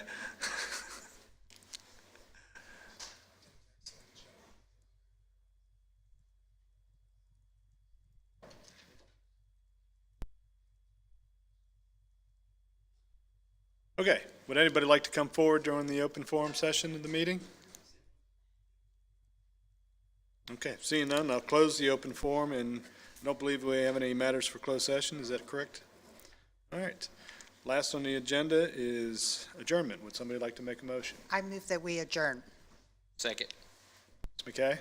Mr. Rogers? Aye. Ms. Ramsey? Aye. Mayor Pons? Aye. Vice Mayor Dent? Aye. Ms. Kern-Shearer? Aye. We're adjourned.